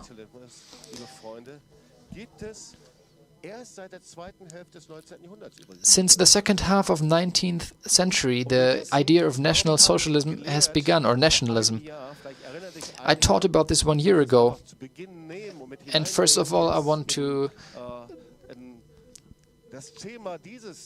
take this as an introduction to this topic. The love for one's country can become an ideology, and it can become an exaggerated nationalism. It's an exaggerated nationalism. And the results, I taught about this 1 year ago. You can listen to this again. There's a sense of superiority, exclusion, racism, idealization of the nation, climate of conformity and intimidation, victim mentality, denial and silence about the history of guilt. And, most importantly, it's the denial and silence about the history of guilt. Interestingly, I want to add this. Nationalism has no problems to integrate Christian elements. Stunning, but interestingly, we can also see in churches and in the history that we have so much problems to talk about the history of guilt of our country, but also of our family. So let's come to the next point. Every nation has its own history of guilt. And of course, the nations are really different with their past. But the question is, how do we deal with the history of guilt in our nation?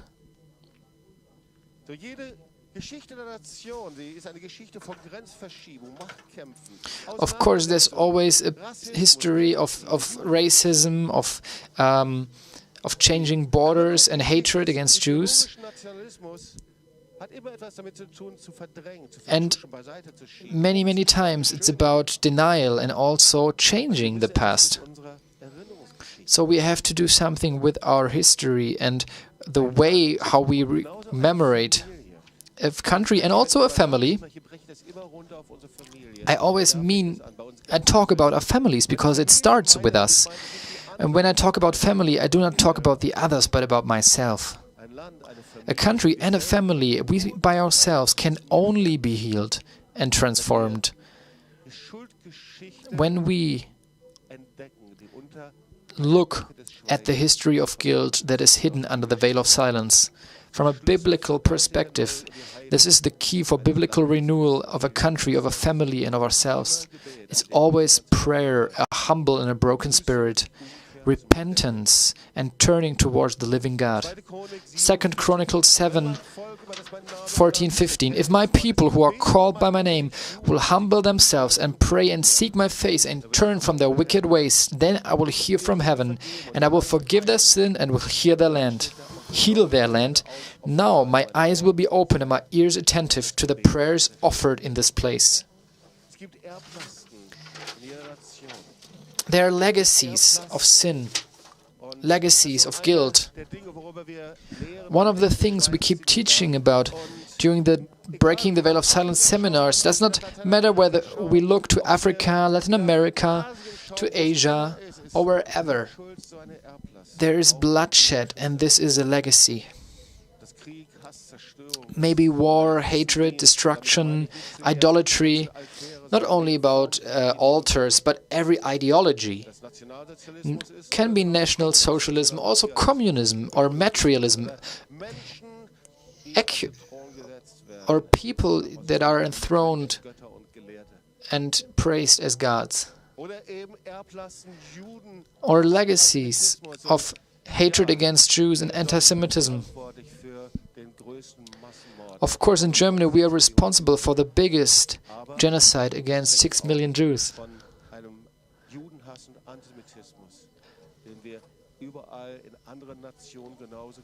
But also we're talking about anti-Semitism and hatred against Jews that we can find in other countries through hundreds and thousands of years. We have those feelings and thoughts in our Christian genes, and we have become passive bystanders and active haters of Jews. And there are some hallmarks of a nation's unresolved history of guilt. I will go quickly through this. We can see this so many times. Maybe you can find this in yourself. Resistance to working through personal, family or church history. You think, why does it have to be? Or defense mechanism in churches and denominations. Often these are mechanisms in your church, maybe even theologically based. Maybe you say, oh, the blood of Jesus has cleansed everything, everything is closed, we have to end this.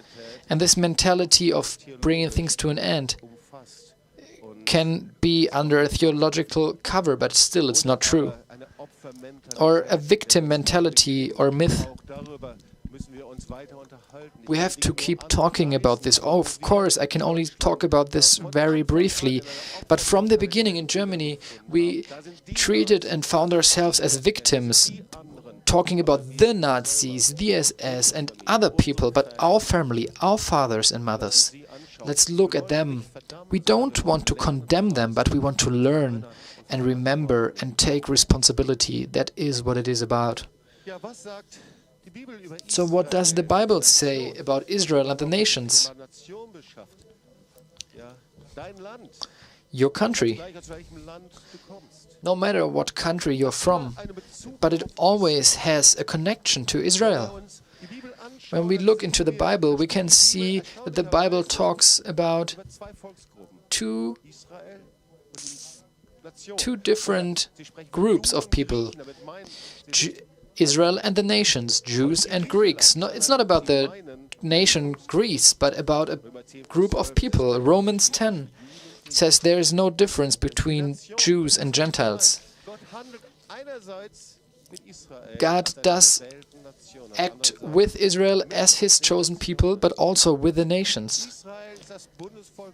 Israel is the chosen people of God, and we can see in the Word of God that Israel is blessed by the nations, and the foundation is the covenant of God, his love relationship with his chosen Jewish people. One quote that we can read: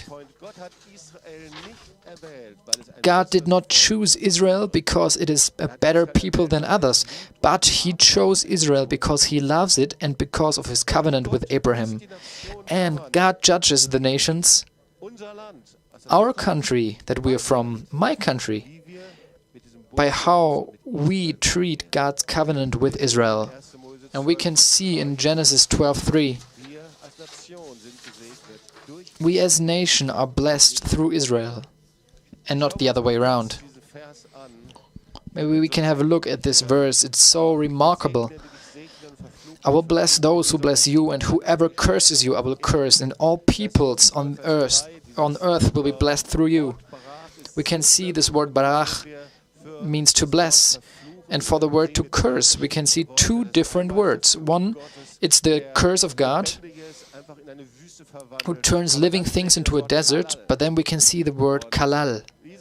And that kalal, to curse, but means to be indifferent, to not esteem, and also to be silent and to be inactive. And after this, when we read this, if we are indifferent, this is like a curse that we put on the chosen people of God. And the Word of God is talking clearly with our attitude that we personally have, and also in our families against Israel. We can decide about blessing and curse. So this can help us to think about hatred against Jews, anti-Semitism, or attitudes that are covered behind Israel criticism.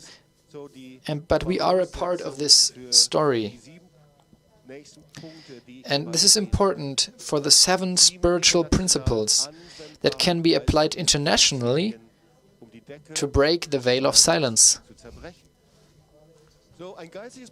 So a spiritual principle is a superior law that comes from the Word of God, and from that other laws evolve. That's how I define it. So if we learn to break the veil of silence, and that starts by working through the past and also talking about the past, and if we learn this, we can open the door for healing and transformation. And we keep experiencing this so many times. Personal renewal and change, and also in our families, and also change in our cities, and I'm convinced also in our country.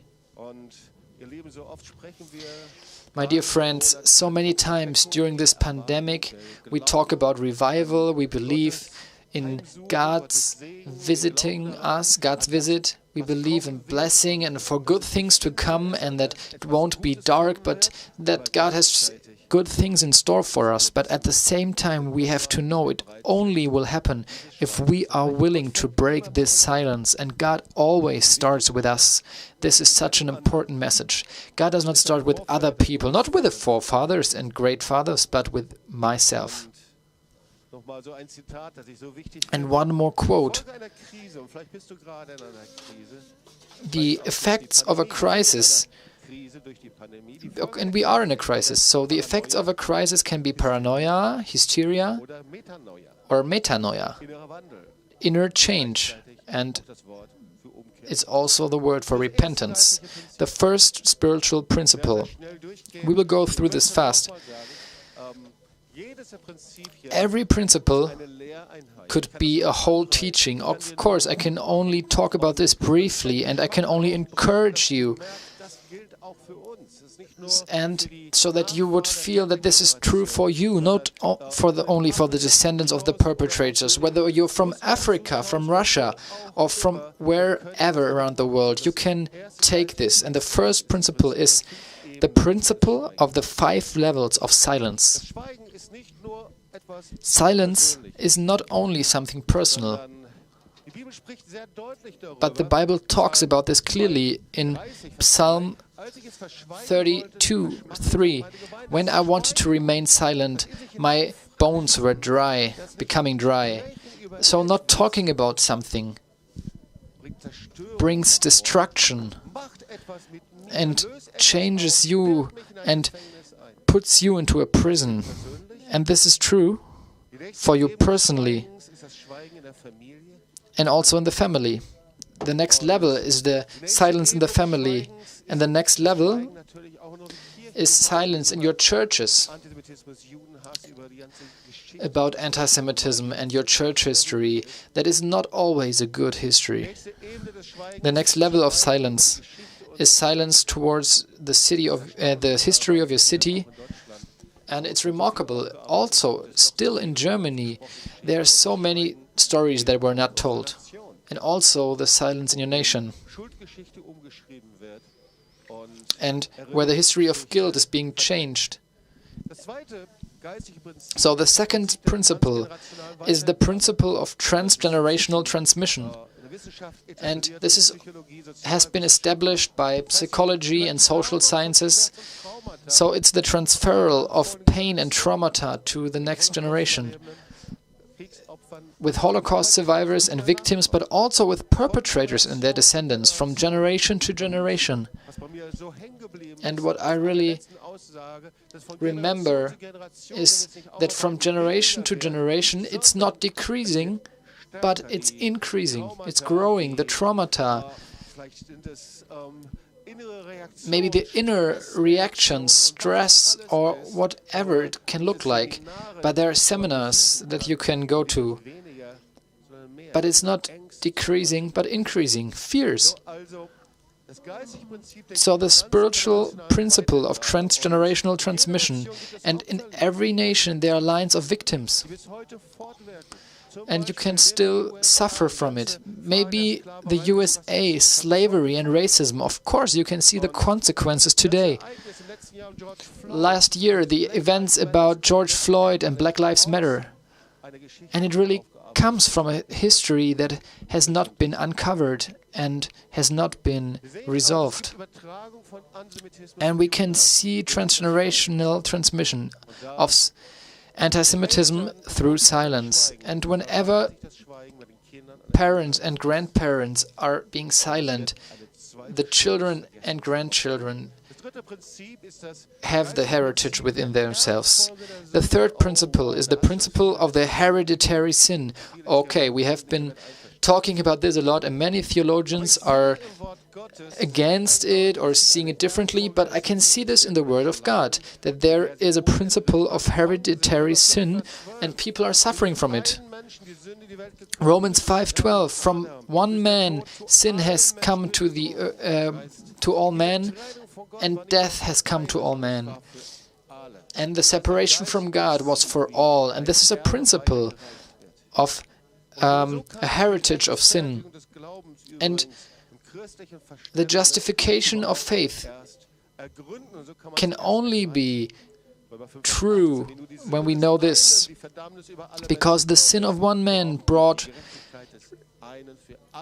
destruction to everyone, and the justice of one man brought justice to everyone. Okay, the liberal theology wants to put this away and tell that people are good, but men are sinners, because the sin of one man brought consequences to everyone.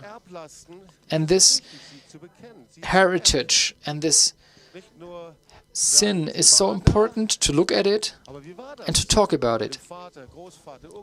So what happened in your family? Your father, your grandfather, bloodshed, murder, support or passive support of National Socialism or other organizations.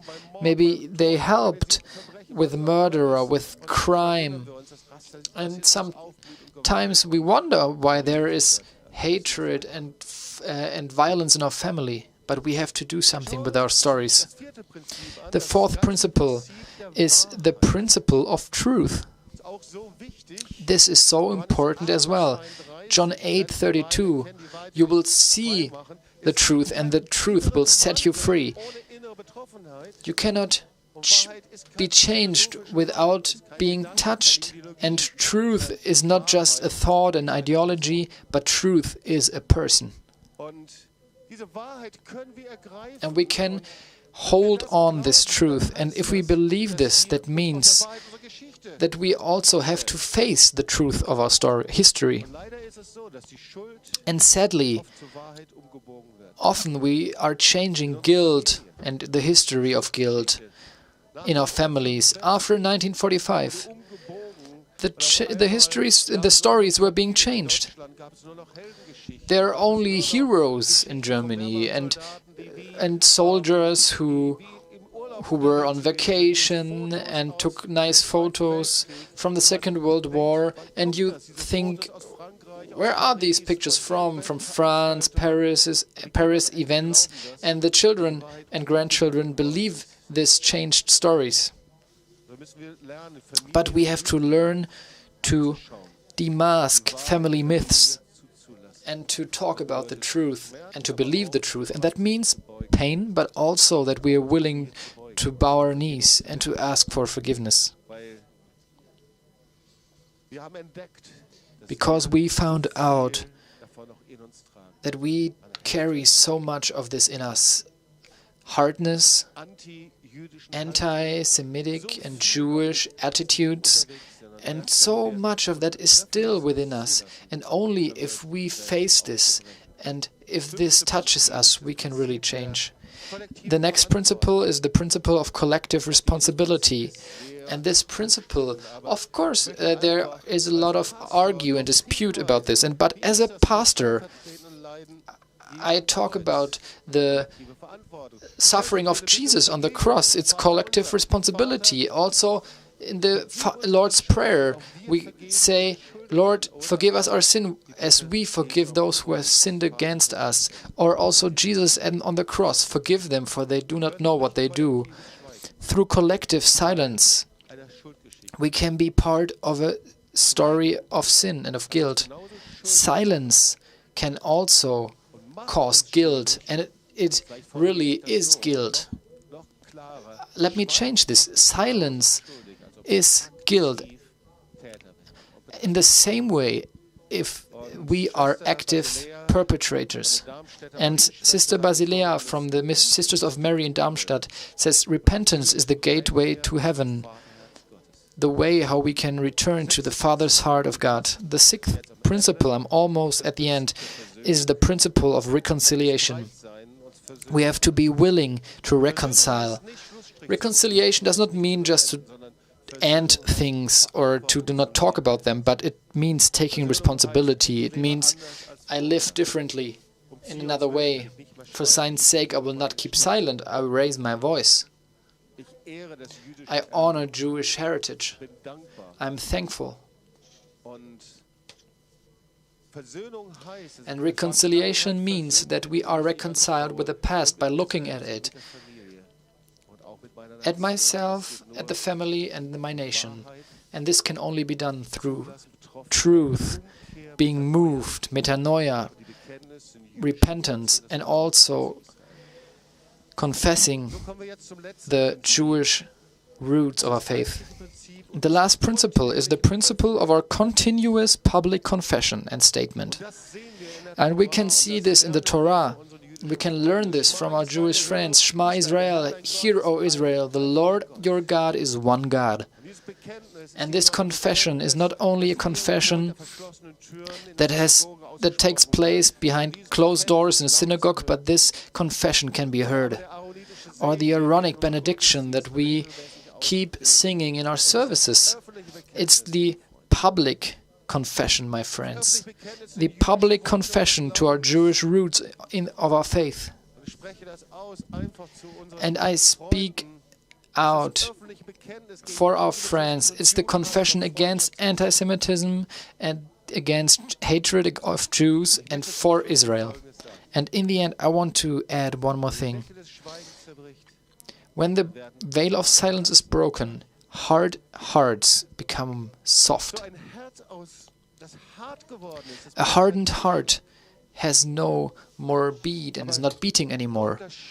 But God, the Creator, is blowing His life and spirit into you, and He has given us a precious gift.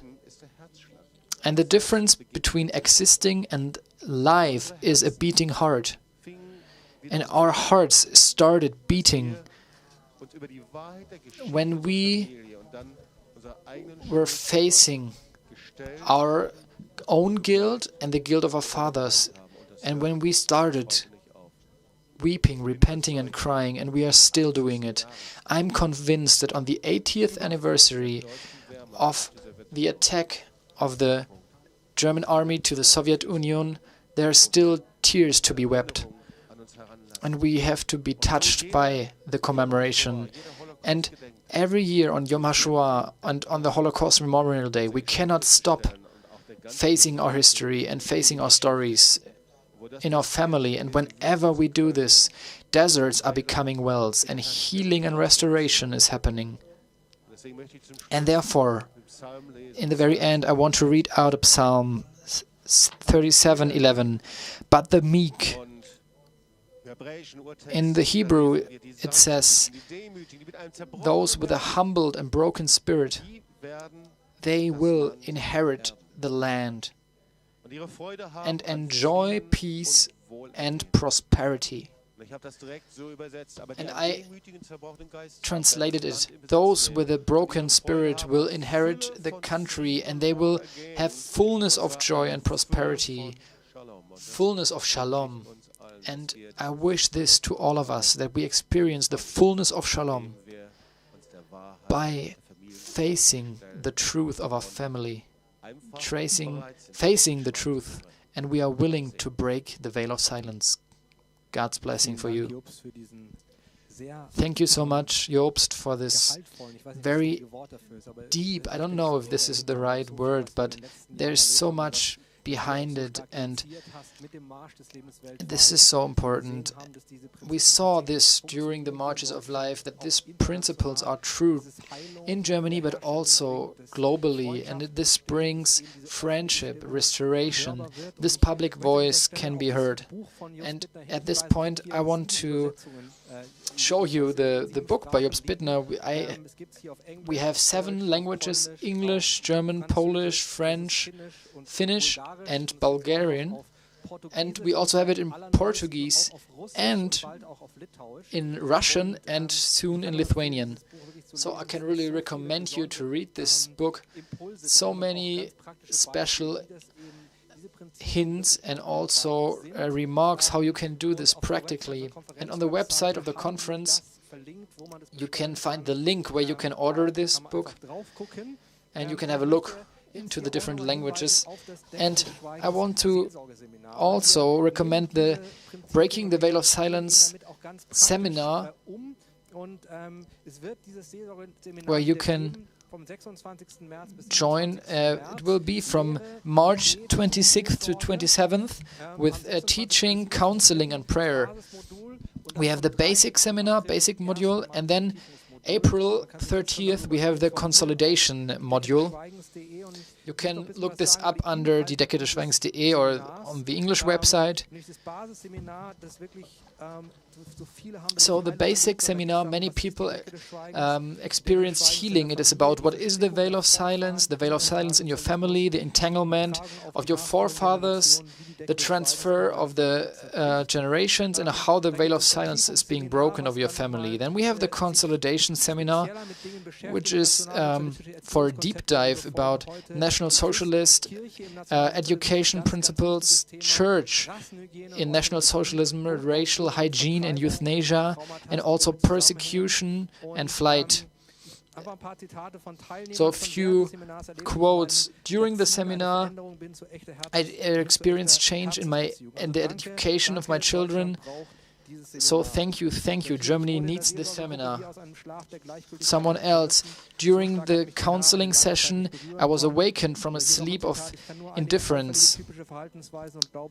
And now I really can see some typical attitudes in my family and beliefs. And for the next steps, I got special impact and input.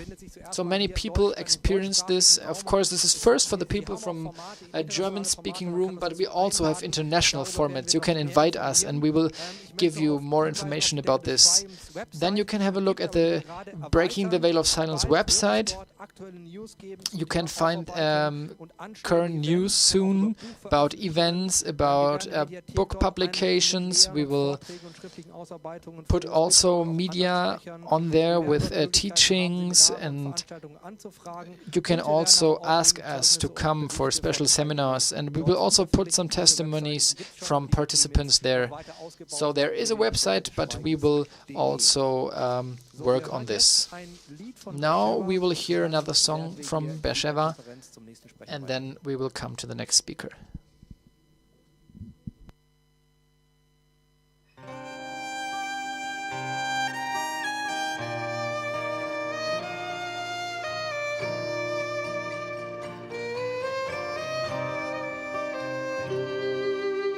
Nachamu, nachamu ami, yoima Eloikechem.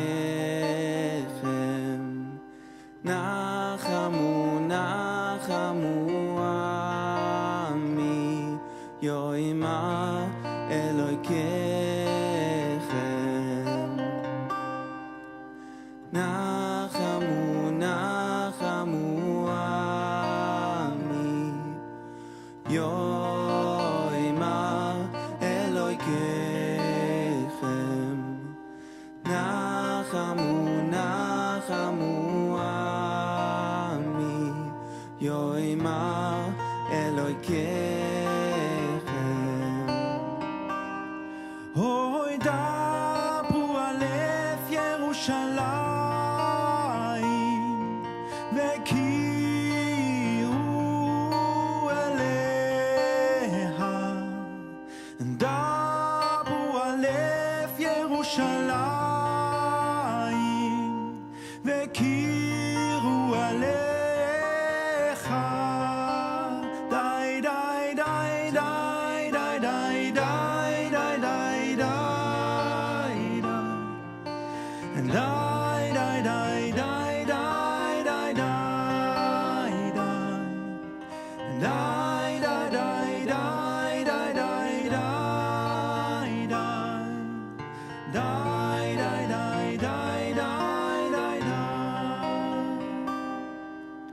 Nachamu, nachamu ami, yoima Eloikechem.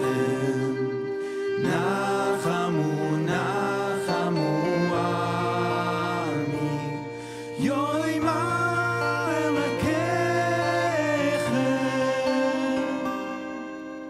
Dabru alef Yerushalayim vekiru alecha. Dabru alef Yerushalayim vekiru alecha.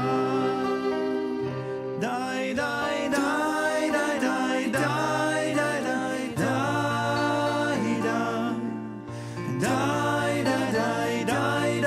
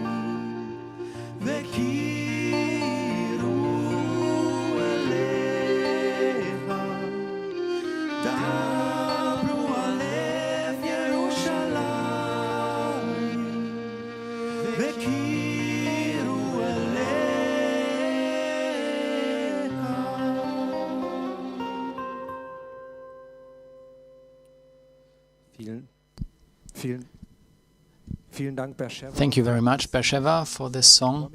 And I'm really happy to announce our next speaker, who will be with us via Zoom live from Jerusalem, Michel Gourary. He's the European director of the March of the Living Network, and we are partner of this network with the March of the Living and with the March of Life, and we are connected with the March of Living since many years. We are the March of Life, they are the March of the Living, and this is the movement of the survivors of Auschwitz, and they are walking on the streets and bringing people from all over the world. It's a wonderful work, and Michel Gourary, since many years, he has been active on a European level for Jewish life and for Israel, and therefore it's a big joy to have him with us, and he will be speaking about being active for Jewish life from his experience and also from his own biography. Michel, it's great to have you here with us today. Thank you, Hans, and my best greetings from Jerusalem. Shavua Tov. We just went out of the Shabbat, and I'm very honored to address your conference and to strengthen this partnership with the March of Life. As you said, March of the Living and March of Life, we are working together for the sake of the Jewish people, for the sake of Israel, and also to remember and to be proactive in the fight against anti-Semitism. I try to understand with my own life what I'm doing, from where it's come.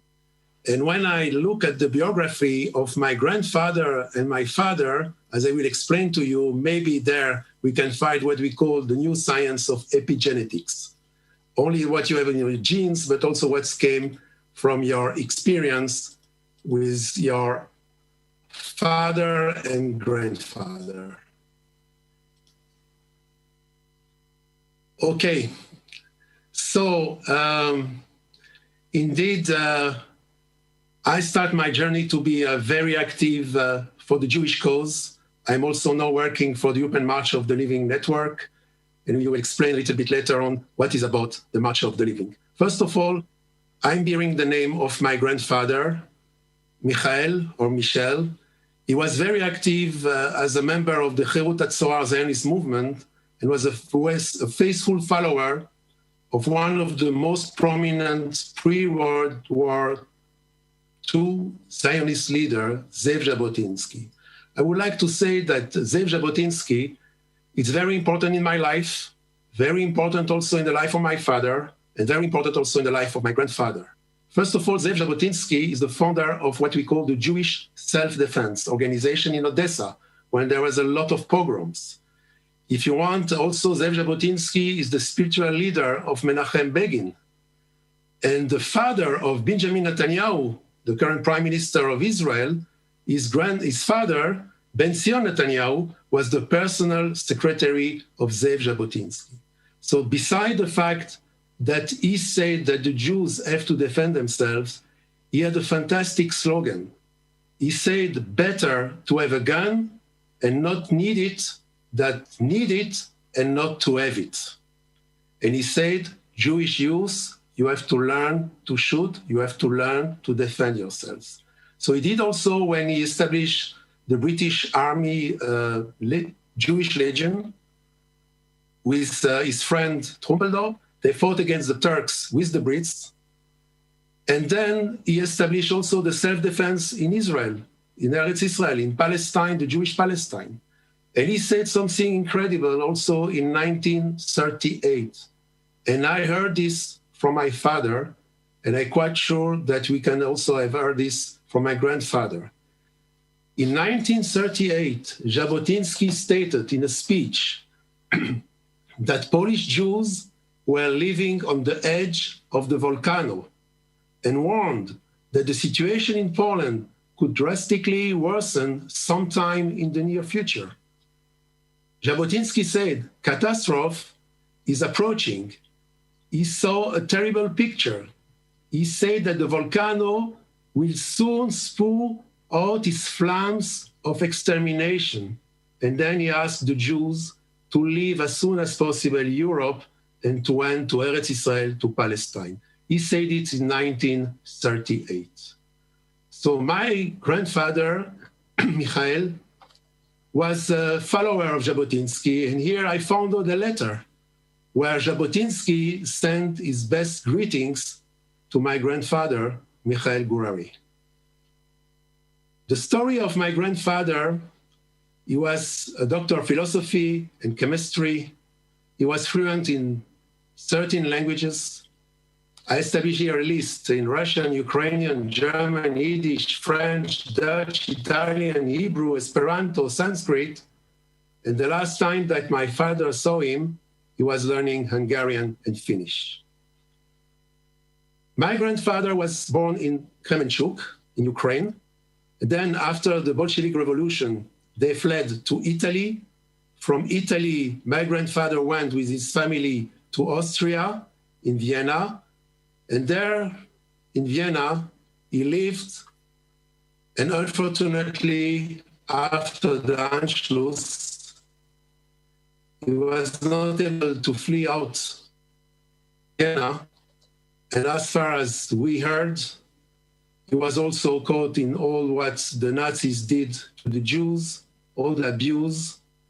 And he tried all the time to find something or to leave Austria. So he was for sure one of those so many hundreds and thousands of Austrian Jews who were queuing for visa. And we found out 3 years ago, when I was in Riga, I received something incredible. I received a photocopy, a copy of the passport of my grandfather. And I saw all this intensive quest for asylum, for flying the Nazi persecution. He went to several countries, all the time with a special permit from the Nazis. Then he was forced to come back to Austria until he finally succeeded to come to Riga. I found out, well, where was this place? He was living in Riga. And I found out even in the book of this house, I found out his name and his signature when he came in his apartment in Riga. At that time, his sons and his wife went already to Belgium. But he was left behind because he had a lot of things to take care of. And unfortunately, when he went to go out of Austria, he was no more able to do that. The only possibility for Jews, Austrian Jews, to leave Austria under the Nazi regime was to flee to Riga. So my grandfather went to Riga. Unfortunately, when the Nazis entered Latvia, my grandfather was transferred to the ghetto of Riga in 1941. And according to several documents that we found out, he was transferred to the Kaiserwald concentration camp, work camp near Riga. And I found something that strikes me, because I found out that my grandfather, when already the Russians were entering Latvia, the Nazis took all the Jews out of the Kaiserwald camp and brought them to the Stutthof concentration camp. And I found out this card is an original card, as you can see, for the 10th of August 1944, after 3 years in the Kaiserwald concentration camp, my grandfather was transferred to the Stutthof concentration camp. And they did it by boat. It took them 3 or 4 days. It was a terrible journey by boat, in horrible conditions, without water, without food. 4,000 Jews on one boat in terrible conditions, and they went to Stutthof. From Stutthof, my grandfather was evacuated by open wagon to Buchenwald. He arrived to Buchenwald on the 16th of August 1944. And here also you can find the original prisoner card of my grandfather with his name. It's not exactly how I'm writing the name, but that's him. born in Kremenchuk, and deported to the Buchenwald camp. In the Buchenwald camp, he arrived, as I said, on the 16th of August, 1944. And here is also, I would like to find out all the other documents, because that was an envelope at the administration camp of Buchenwald, where they put all his personal documents. So I found out that there were 8 documents. Only one I received is his prisoner card. I presume that there were other personal documents. I would like some days to see them. Then my grandfather, also as a prisoner, was working in ammunition camps around Buchenwald. I found out also, according to the different cards, prisoner cards, that my grandfather at some stage was in Buchenwald. He came to the Bodrum concentration camp. In the Bodrum concentration camp, he was then returned to Buchenwald because the Allied forces bombed this ammunition factory in Bodrum. So my grandfather was basically in Buchenwald until the Nazis forced him to go on the death march. And my grandfather did one first death march. He started his death march only 5 days before the Buchenwald camp was liberated. They forced all the inmates to walk nearly 200 kilometers in horrible and terrible conditions. And my grandfather went from Buchenwald to the Flossenburg concentration camp. After a few days, having been in the Flossenburg concentration camp, on the 20th of April, 1945, the Nazis forced all the Jews and the inmates to walk another 200 kilometers from Flossenburg to the Dachau concentration camp. And we know that the SS guards shot any prisoner who was too sick to keep up, who was too weak to walk.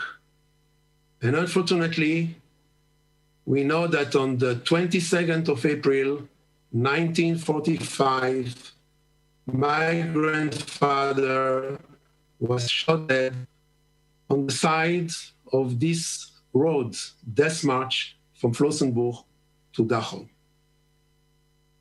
So I'm bearing his name, Michel, and therefore all my involvement in Holocaust education, in Holocaust remembrance, came because I'm bearing his name, I'm bearing his legacy. And I'm also bearing the legacy of my father.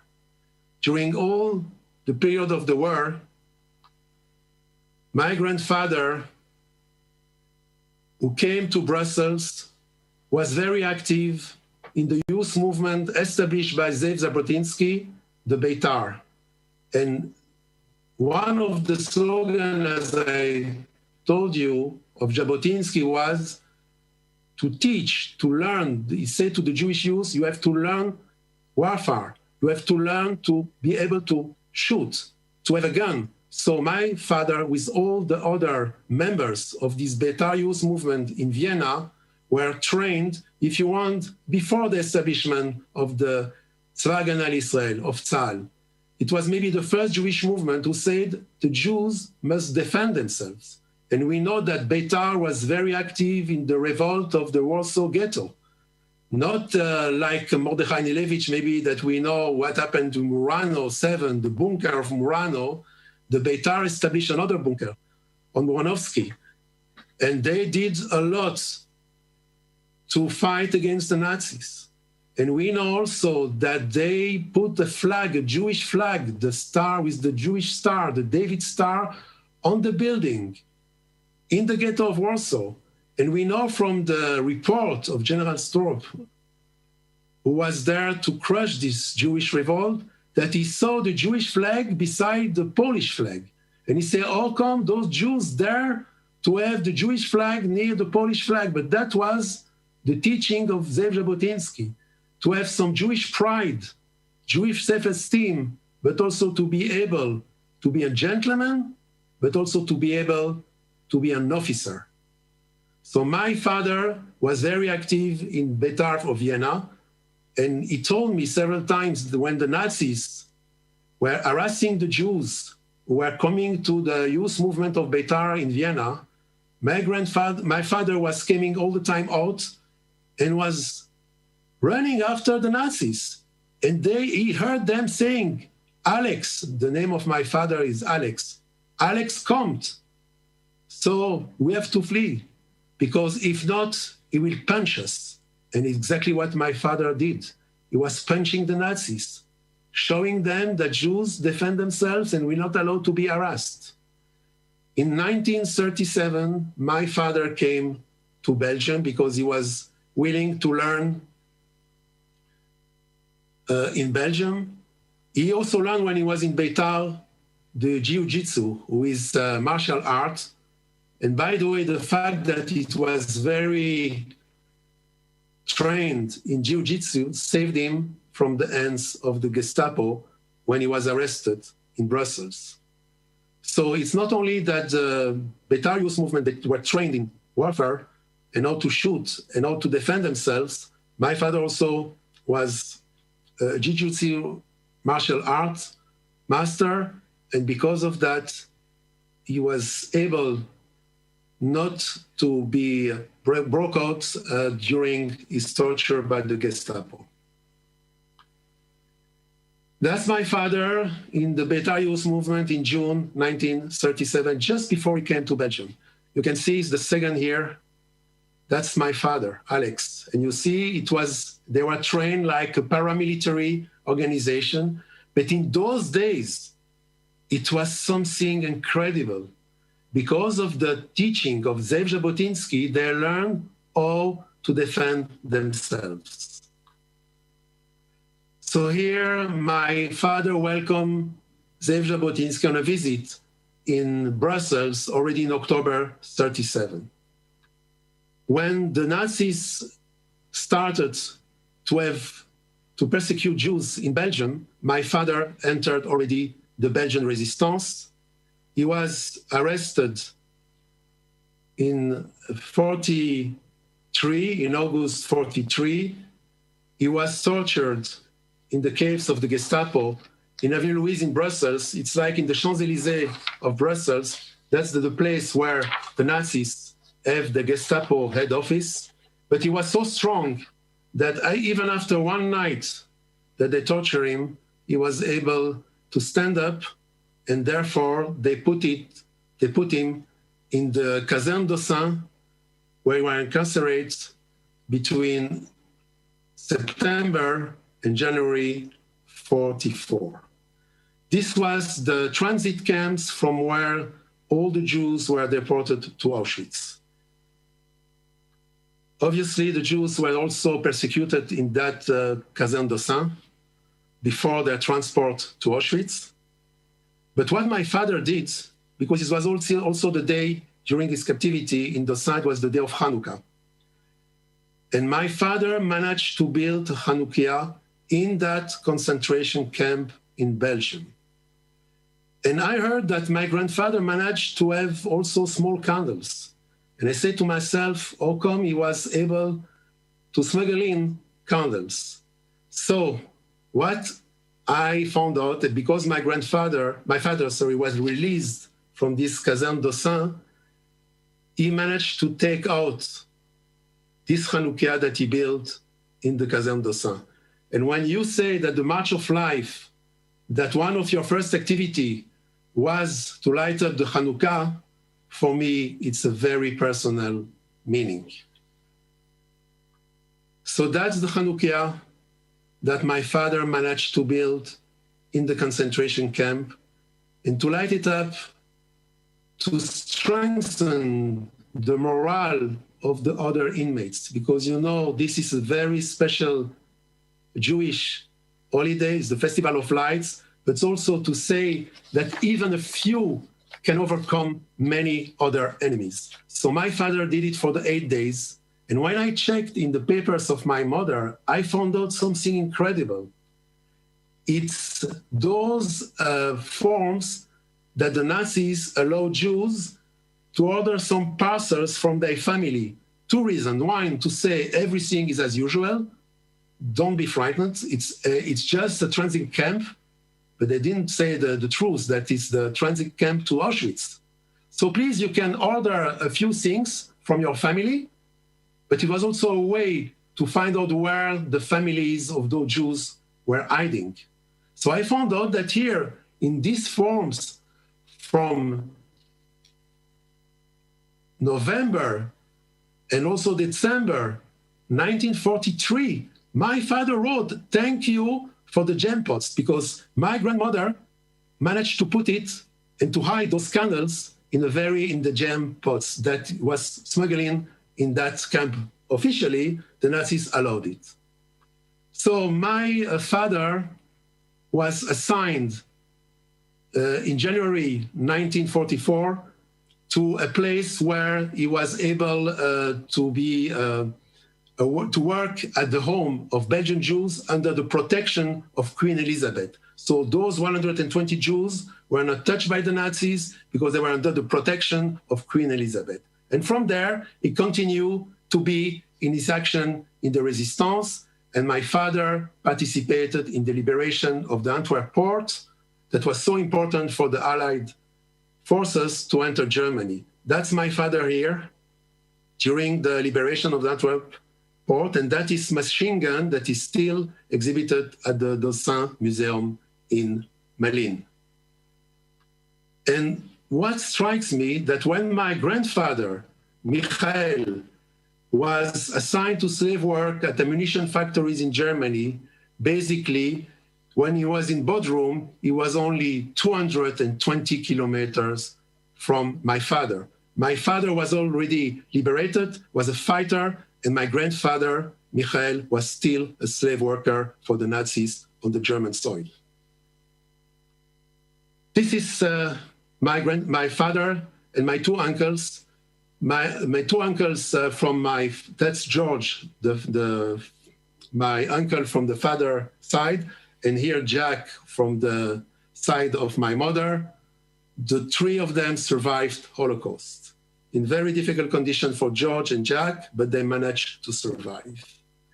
When I heard all those stories, I said to myself, after my father, by the way, received only in June 1969, he received the Belgian citizenship. Until then, we had a refugee passport for the UN called the Passport Nansen. I remember that at school in Brussels, I wrote, what is my nationality or citizenship? I wrote refugee from the UN until I received at the age of 13, I received the Belgian citizenship like all my family.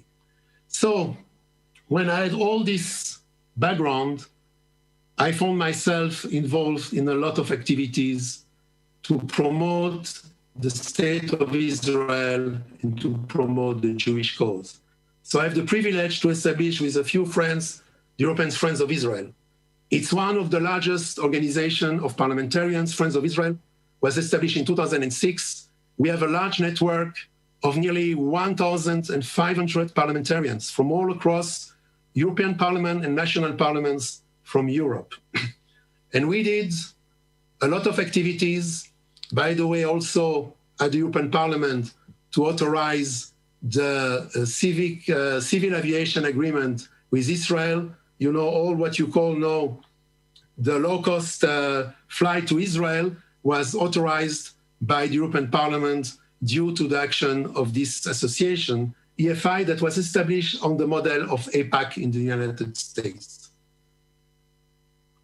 So we had a lot of conferences, and I'm very proud of one of those conferences when we brought to Israel, to Jerusalem, for 4 days of conference, 411 members of national parliaments of Europe, and amongst them, nearly 100 from the European Parliament. We had here, we are at the Knesset. The second picture is at the Knesset, and all the Knesset made for us a standing ovation, because it was the first time that we were so many parliamentarians, friends of Israel, in the Knesset. And I remember that the current president of the State of Israel, Ruby Rivlin, at that time was the president of the Knesset, he said, Michel, what did you do? You came with 400 members of parliaments. We have only 120 members of the Knesset. But that was the reality. That here, the first picture is all the head of delegations. We have delegations all across Europe. And that's what we did. We made also several delegations to Auschwitz with parliamentarians, many of them who came and pay a tribute to the Holocaust victims and also to the Holocaust survivors. Here you have one of the famous Holocaust survivors, Noah Klieger, who, by the way, is a friend of our family. And from that, it was only maybe natural for me to continue my activities. I did a lot of things, but maybe for another lecture, I start to launch the European March of the Living Network. We have already 34 partners. One of our most important partners is the March of Life. So we are delighted that you join the European March of the Living Network. We have 34 partners in 25 countries of Europe. And the European March of the Living, for me, it's exactly the legacy of my grandfather and my father. What I remember from the death march of my grandfather, Michel Gourary, I said for me is a privilege, an honor, and a duty to be part of the March of the Living.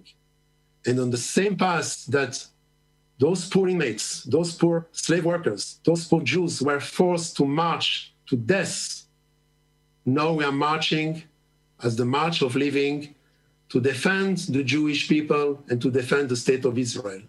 So our mission is very clear. It's to engage maximum European citizens and to strengthen their response at national and EU level to racism, anti-Semitism, hate speech, and other forms of intolerance and racial bigotry. We receive from the European Commission a budget, and we hope to develop our activities. Our main focus is on the young people. And in 2019, when we had this physical march, we have more than 2,500 non-Jewish high school students who came and participated in the March of the Living. And for the first time, we had also a delegation coming from Germany, from Ladenburg, 200 students, high school students, with their teachers. And we launched recently the European Young Students Countering Anti-Semitism and Racism to engage all the young people, the young students, to be very active, to fight the virus of anti-Semitism, especially online. And my call is for all of you, please join us to fight against the virus of anti-Semitism and to remember properly the Holocaust remembrance. Thank you. Michael, vielen Dank für die Geschichte und für diese bewegende Familiengeschichte. Wir sind total Thank you very much, Michael, for this moving family history, and I'm looking forward to get to know you personally, and we communicated together. It's such a privilege for us to be a part and to be connected with the March of the Living. And I remember that in Budapest we were joining the March of the Living, and it was my wish to be connected with you, and you wrote to us and you came to us, and we want all participants of the March of Life, we want to be clear and we want to stand on your side and to raise our voices against anti-Semitism. Thank you very much. Thank you also from my side, Michel. It was very moving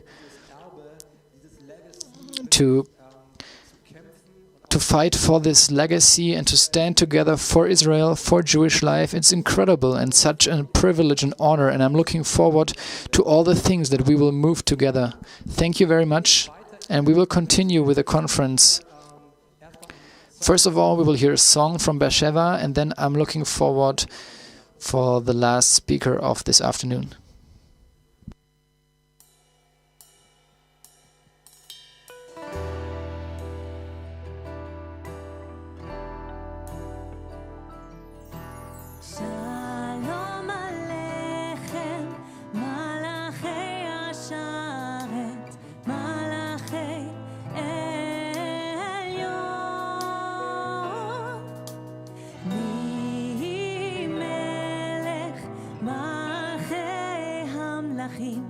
הקדוש ברוך הוא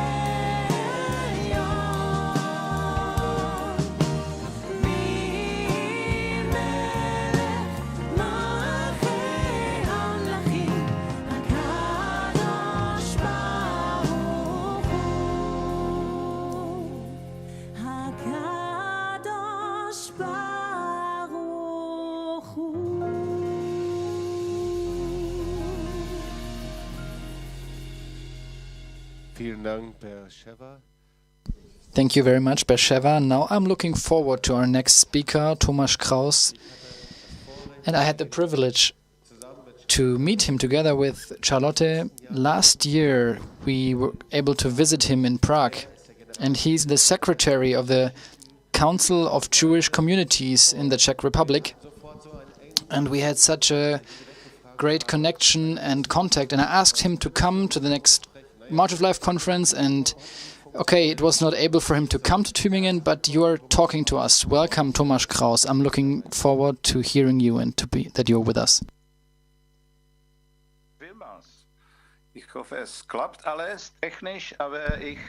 I hope that it all works. Thank you very much. And I will do the rest in English. I have some pictures and I hope that you can see them. This is my privilege to join you here in this session, this occasion. I have prepared for you some maybe introduction to the Czech Jewish history. I have only 30 minutes, but I will, of course, give you some personal views because, as we all know, the personal histories are always connected to general histories, and without that, it would not be the events what we are describing so important for our lives. So if I should speak about the Czech Jewish communities today, so I have to start with the map. I hope you will see it soon, yes. This is the map of Czechoslovakia. This is, of course, a situation from 1933. If we know a little bit of the history, so we know that the Czechoslovak Republic before the war was consisting of 3 parts.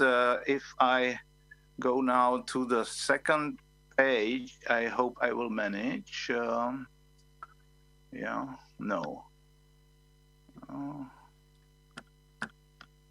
Another one, yes. It's very complicated here, but I will try to do this. I think, Thomas, you need to reshare the screen so we can see it, because at the moment we don't see the screen. Ah, okay. Now? Is there? No, it's not there.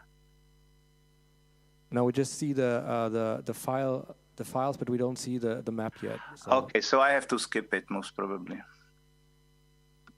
I have to skip it.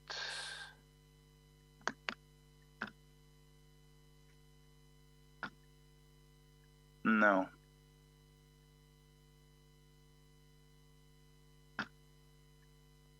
No, I'm sorry, we are not able to do this. Anyway, so you will have it without the illustrations today. No problem in the content. So as Michel was describing the fate of his father, I have a very similar experience with my parents. What I was preparing for you is the story of both my parents, because both of my parents were Holocaust survivors. And I happen to also teach the history of the Holocaust, of the Shoah, in some international programs in Prague. And I was always starting to speak personally, obviously, about both of my parents, but also to show these 2 types of people, how they actually survived not only the Shoah, but how they were managing to live after. Because it's a very deep psychological aspect here, because this is obvious. The Shoah and the horrors of the Holocaust are one of the most terrible traumas which anybody can go through.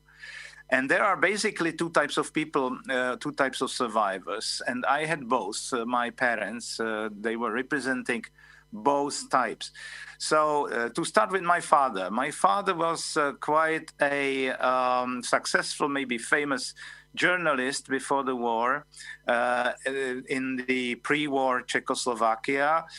He was a friend of many today maybe famous people, not to speak about Franz Kafka. Kafka was, of course, much older than my father, but still they knew each other. But his teacher was his famous rasender Reporter, as we call it in German, the fierceful reporter Egon Erwin Kisch. He was his teacher, he was his mentor, and my father followed in his footsteps in his reporting. So he was very skillful in journalism. As such, he was also very active when the Nazis started to provoke inside the Czechoslovak Republic. That was even a party which was represented in the Czechoslovak parliament, the so-called Sudeten-German Partei, Sudetendeutsche Partei, and he was very much criticizing them, and he was fighting on his political means. And the revenge was quite cruel after the Nazis took power after the Munich Agreement.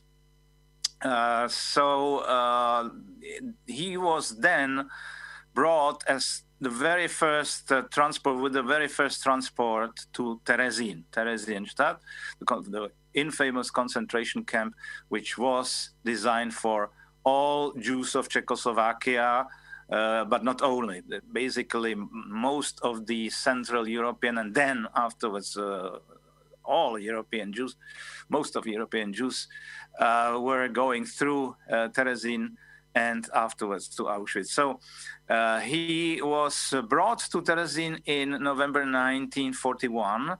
He stayed there for 3 years, and then he was transported to Auschwitz, where miraculously he survived and went through 2 other labor camps.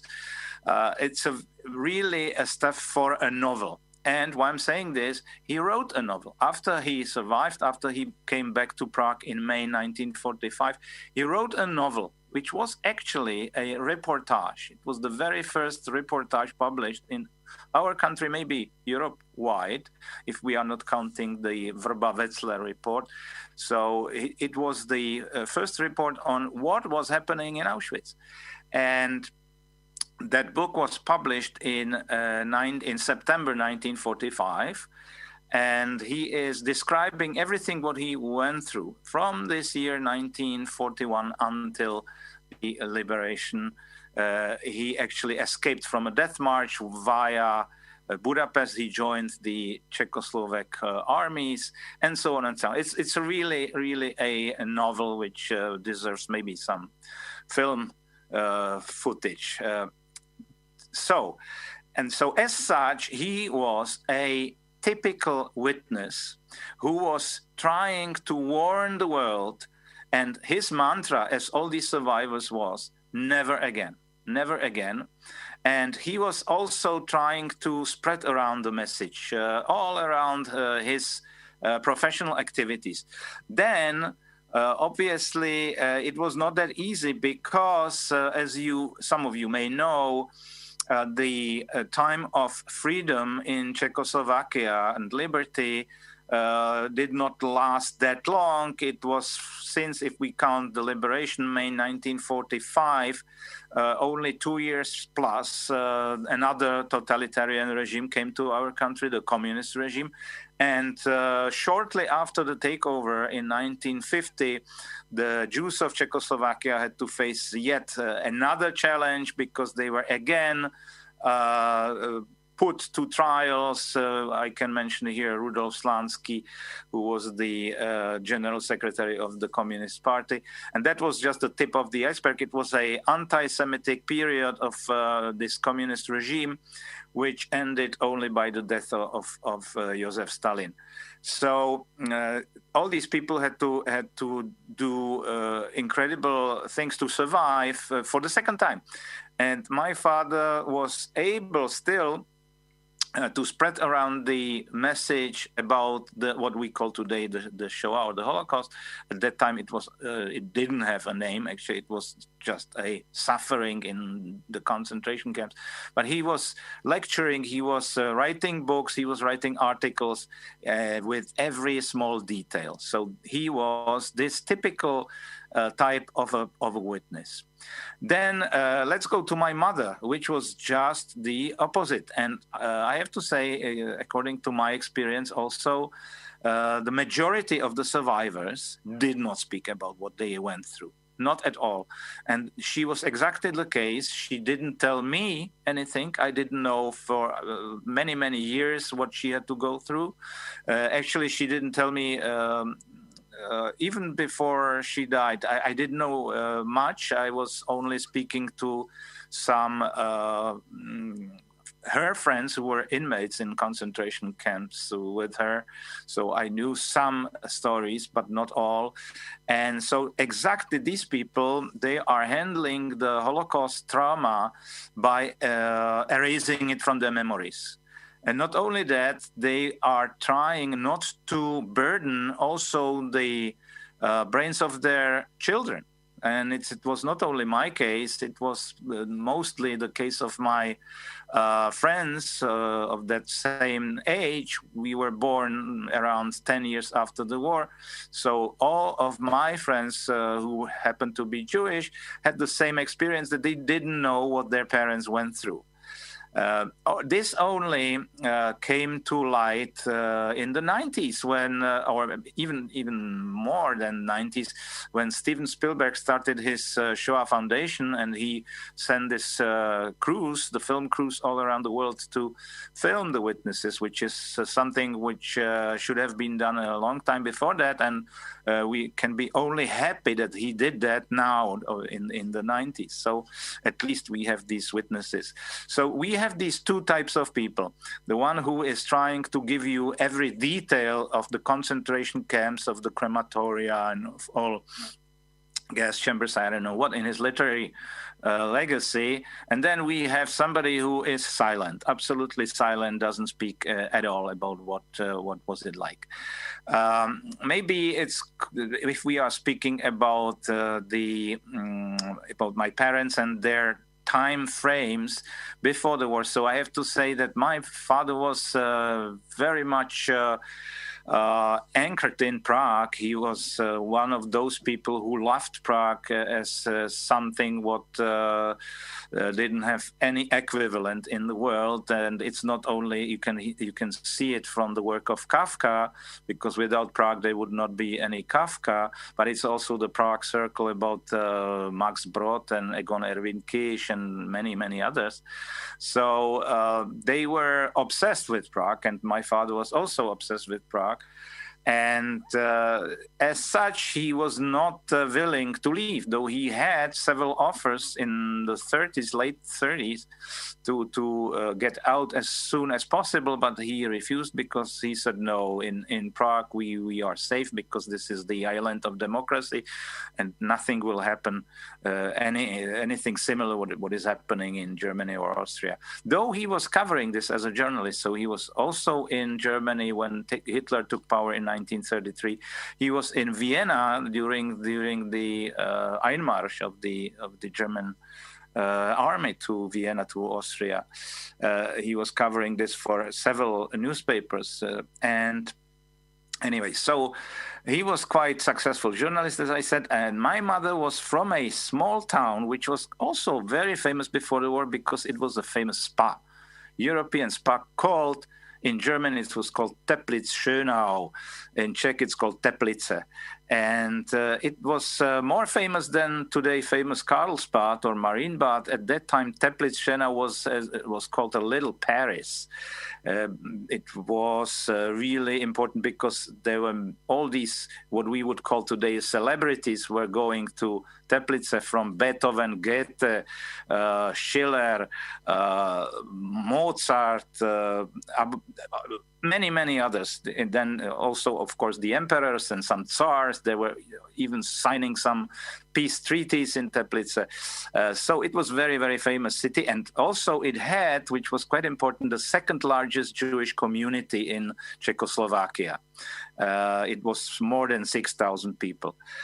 So my mother was from a, let's say, middle-class family.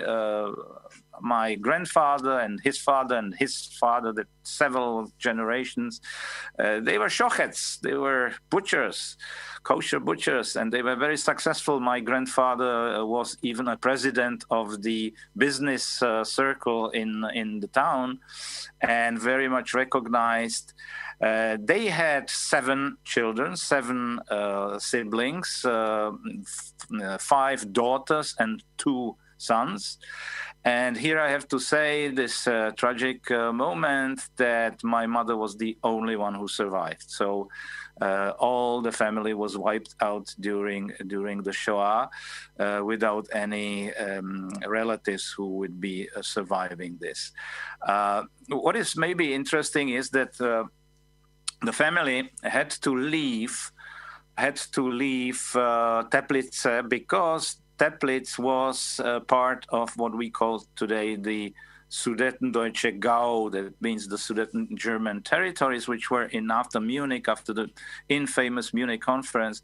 It was annexed to Germany, to the Third Reich. And as such, immediately the Nuremberg laws were valid, and immediately all this anti-Jewish legislation was in place. So all Jews of Teplice, also all Czechs, had to leave. And where did they go? Well, inside the country, not outside the country, but inside the country, into Czechoslovakia, into Prague. And they moved to Prague, and this is how my mother met my father. Because they met before the war in 1939. They married a year after. So I'm a quite rare exception. I am always repeating this because I am a child of a marriage of 2 people who were married before the war. Most of my friends and colleagues who were born in the 50s and 60s from the Jewish communities, they were born to people who lost their first spouses in the Shoah. They remarried, they had another wives and husbands. So my parents were quite exceptional in this because they were married before and both of them survived. I wanted to share with you also a little bit of the history of the Czech Jewish communities, but it's really a topic for a lecture. So I have only 15 minutes and I don't have the picture. So maybe we can do it next time, whatever form we will choose, but only to pinpoint some ideas here. So the Czech Jewish community today is in the most comfortable situation of all around Europe. I'm saying this quite loud and I'm repeating it all the time, not only because we have the statistics on anti-Semitism. Anti-Semitism in our country is on the lowest level for many, many years. If we are comparing the numbers from all around Europe, so the Czech numbers are always the most favorable ones. And therefore, I'm saying that we are in a very good situation. I'm not saying that we do not face anti-Semitism. We are. There are incidents. And I have to also stress that we have a very friendly environment, not only in the political circles, but among ordinary people, where to fight anti-Semitism is something which is absolutely nature for most of the population. So it has many reasons. And again, we are not able to go into many details here, but this is just a fact. But we have yet another challenge. And this is something which is really threatening our future. And that is numbers. Because today we are at the level of almost zero reproduction. If we take it from the statistical point of view, in 10 or 15 years, the Jewish communities of Bohemia and Moravia will, with some exceptions, of course, Prague and some big cities, will cease to exist. Because here I will give you some numbers. Okay, so if I started with the map because I wanted to share with you the numbers in the beginning. So let's do it now. The Czechoslovak Republic, which was consisting of these three parts, was having, according to a census in 1930, approximately 350 Jewish people, 350,000 Jewish people. Out of this, if we count today's territory of the Czech Republic, it was something around 120,000 people. Then we can make a clear cut, and we are out of the 1930 or 30s, we go to 1945, where the Jewish communities are being re-established, and unfortunately, we have only something like 30,000 people who came back from the Shoah, who survived the Shoah. And this is not only the Czech Jews. There are also people who came originally from Slovakia, or from this, maybe you have noticed, this eastern part of Czechoslovakia before the war, the so-called Carpathian Ukraine or Ruthenia, which was in 1945 annexed to Soviet Union. And there were many people, many Jewish people, who first didn't have anybody in the family because their families were wiped out during the Shoah. And secondly, they didn't want to go on to continue their life inside the Soviet Union. So they were also Czechoslovak citizens. So many of them decided to continue their life in Bohemia and Moravia. That means in today's Czech Republic. That is very important for us because it was consisting half of the constituency in 1945, because otherwise we could say that only something like 10 to 15,000 people from the Czech part of Czechoslovakia survived in 1945. Then, to take it with these years, which are landmarks, I spoke about the communist coup in 1948, but 1948 is also, as we all know, the year of establishment of Israel. Many people decided to go there. So the communities shrinked in a half. That means these 30,000 people who survived and came in 1945 decided to leave, especially then in 1950 when it was still possible. There was also afterwards a time when the borders were closed, but in early 50s or late 40s there was still a chance, and many people decided not to stay in Czechoslovakia. So again, the communities shrink into a half. Then, of course, some stayed, as my family, as families of my friends, and many people around us. And they made it through the 60s, and there were golden 60s, as we all know, and this was something which was not only flower power, the hippie revolution, it was a liberal period, not only in America, it was also a very, very liberal period in Europe and Czechoslovakia, and we know Paris 1968 with all these riots, but also the Prague Spring in 1968, and the Prague Spring was very, very important for us because many Jewish individuals participated in the what we call today the reform of communism. Today we know that you cannot make a reform of communism. This is something which is not possible. But at that time this was an attempt, and we all know how it ended. It ended by the invasion of the Warsaw Pact and the Soviets into Prague and the whole country. And most of my friends went. Because the borders again were opened almost until April 1970, so many people left. Many left, and the communities shrinked again into at least a half. So if we go back to our numbers, so we are witnessing something like 6,000 people maybe staying behind. So this is really, it's a small bunch of people. Now I jump to 1989, 1990, the Velvet Revolution, as we call it in our country, the fall of communism.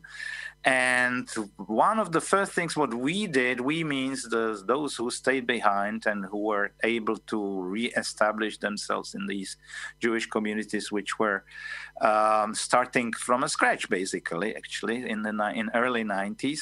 So we had 3,000 people. So just imagine, just to repeat it, before the war, Czechoslovakia, 350,000 people, 1945, 30,000 people, and 1989, 3,000 people. So from this, you can see that the worst enemy of Czech Jews are numbers, is the demography. And you can ask, what's the situation today? We have still these 3,000 people after 30 years, where actually the average age at that time was quite high. It was around 65 to 70, something like that. Today we have also 3,000 people. The average age is about 50. Which is good news, but at the same time, the numbers are really very, very small. So if we are worried about some issues, so it's the future, because we are not quite sure how far can we survive with this small number of people. In addition, we have, and to be very actual, I hope I have still my 5 minutes, if we can describe a little bit of today's situation. So I'm sure we are not the only ones who are fighting the corona. Of course, we had, unfortunately, also many losses, especially of our seniors, fellows, friends, who actually, unfortunately, there were some cases in our senior homes. So we have lost some dozens during this last year. The other, which is very tragic, obviously. We are not the only ones, but maybe here we are in a very special situation because of something else. Most of our economy before the corona was based on tourism. And some of you, those who were in Prague, know that our Jewish museum was able to host within 1 year something like 750,000 visitors. Since March, I think there was almost nobody. So this is for our economy a disaster. So today we are living from some reserves, but we are not quite sure how this will last and how long this will last. And we are really worried about our economy for the future because there are two phenomena in the game. One is, as I said, these numbers, and second is the economy. So this is a very, very challenging time for us, and not only now, it will be with the next year or two. We will see if we will once again be able to survive, because until now we have survived almost everything, with huge losses of lives and extraordinary talented people. But we are not quite sure if this time the situation will repeat itself. So this is something what I wanted to share with you. I hope that next time when we meet, we will meet not only over the screens, but hopefully you may come to Prague and you may visit us, and hopefully we will see each other then eyes to eyes. So that's for today from me. Tomáš, vielen Dank. Thank you very much, Tomáš, for the story of your family and also the invitation to Prague. And I'm saying, yes, we will come. When we were there, we were excited. We were in the synagogues and we met you. And I believe that many people are being moved. What can we do in a practical way? Maybe you tell us, how can we stand on the Jewish side and the Jewish people in Prague? Maybe you have 2 or 3 ideas, and believe there are many spectators and visitors who would like to hear what they can do, and that would be a great closing. This is very difficult to say because our situation is changing from one day to another, and we ourselves do not know how long this will stay, how long this terrible disease will be around us. It will be around us all the time, but hopefully the vaccination will be successful. We are it's a good news, actually. What I didn't mention is that our country has an absolutely special relations with Israel. And this is something which we are using today, because we have established now a group of experts, Czech and Israeli experts on vaccination, and we are using their best examples to do whatever we can. Of course, it's every experience is not able to transfer just so easily, but we hope that with this help we will survive. We will manage quite soon. So then, once we are back, hopefully we are back in the same shape as we were before that. So please come. This is the only way what we can do. But in the meantime, I think this is one of the most important things. Michel was speaking about the same. Let's be in touch. Let's know about each other. Let's exchange information. Let's exchange experiences. Because it's the worst thing is to have this mentality of ghetto, like being imprisoned somewhere without giving any signs of life and without receiving any signs of life. So let's be in touch and let's do things together. Thank you very much. This was the closing word by Dr. Tomáš Kraus. We are connected with you, and we will do this in a practical way. We are happy that whenever it is possible for you, you come. So greetings to you and all friends in Prague. And we are so thankful for this time. Thank you, Tomáš, also from my side. It was so special to hear from you. And this story is of the second generation of the survivors. This is so important because the time is running. And tonight we are having the privilege to hear the stories from survivors. But the encounter with the second and third generation and to hear their stories is something that is so enriching, so important. And also your call for us to leave the lockdown, the inner ghetto. This is something that is moving us as March of Life so much, and we will introduce this tonight, how we can raise our voices during Corona, how we can be active and during the year, and we will talk about this more tonight. And with that, I want to say goodbye to Tomáš Kraus. Thank you so much that you were with us. And two more ways to be active. One thing is Memories Alive, something that we talked about before. These are Zoom calls with Holocaust survivors, and you can go in groups together and hear the stories of Holocaust survivors. You can read them on our website, marchoflife.org. You can get all the information and you can register. And also in this special time, you can go to Adi Negev as a volunteer. And when you go as volunteer, you get a special scholarship or a special visa to enter. And next week we have an information Zoom meeting on February 19. If you're interested in joining as a volunteer, you can write us. You get all the information until 26 years. It is also, you get a scholarship. You get money from the government. Of course, you can also do it when you're older, but you will not get the scholarship. And you can go to Adi Negev. And I invite you to get all the information. And I want to invite you to support and keep supporting the March of Life. You can be a member and give monthly, and this helps us so much to do what we do. When you support us, you support the March of Life monthly, and you get the newest information. And we are also hosting special events for members, giving members. And of course, when you're from Germany, you get a certificate for your donations. You can write us to info@marchoflife.org, and we will send you more information about this membership.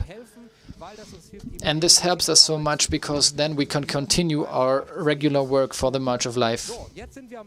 Now we're at the end of our afternoon session during the March of Life conference, and I'm looking forward for tonight. We have 90 minutes break, but not only break. but we have the possibility to meet each other online.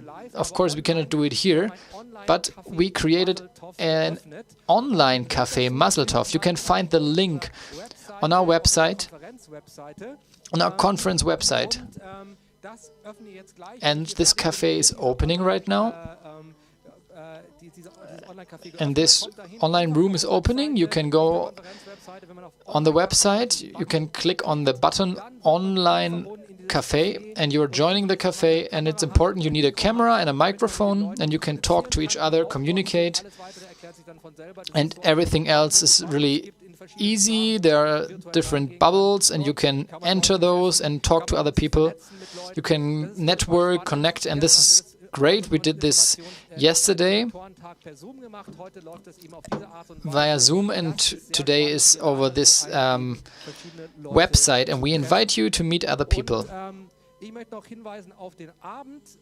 And I want to invite you for tonight. You should really join tonight from 8 with Ruth Steinfeld, Holocaust survivor, with Dr. Tomáš Feist. He's the Commissioner for Jewish Life of the state of Saxony. He will talk about Jewish life in Germany. We have several specials, words of greeting from the Israel Minister of Tourism, Orit Farkash-Hacohen, and a special musical.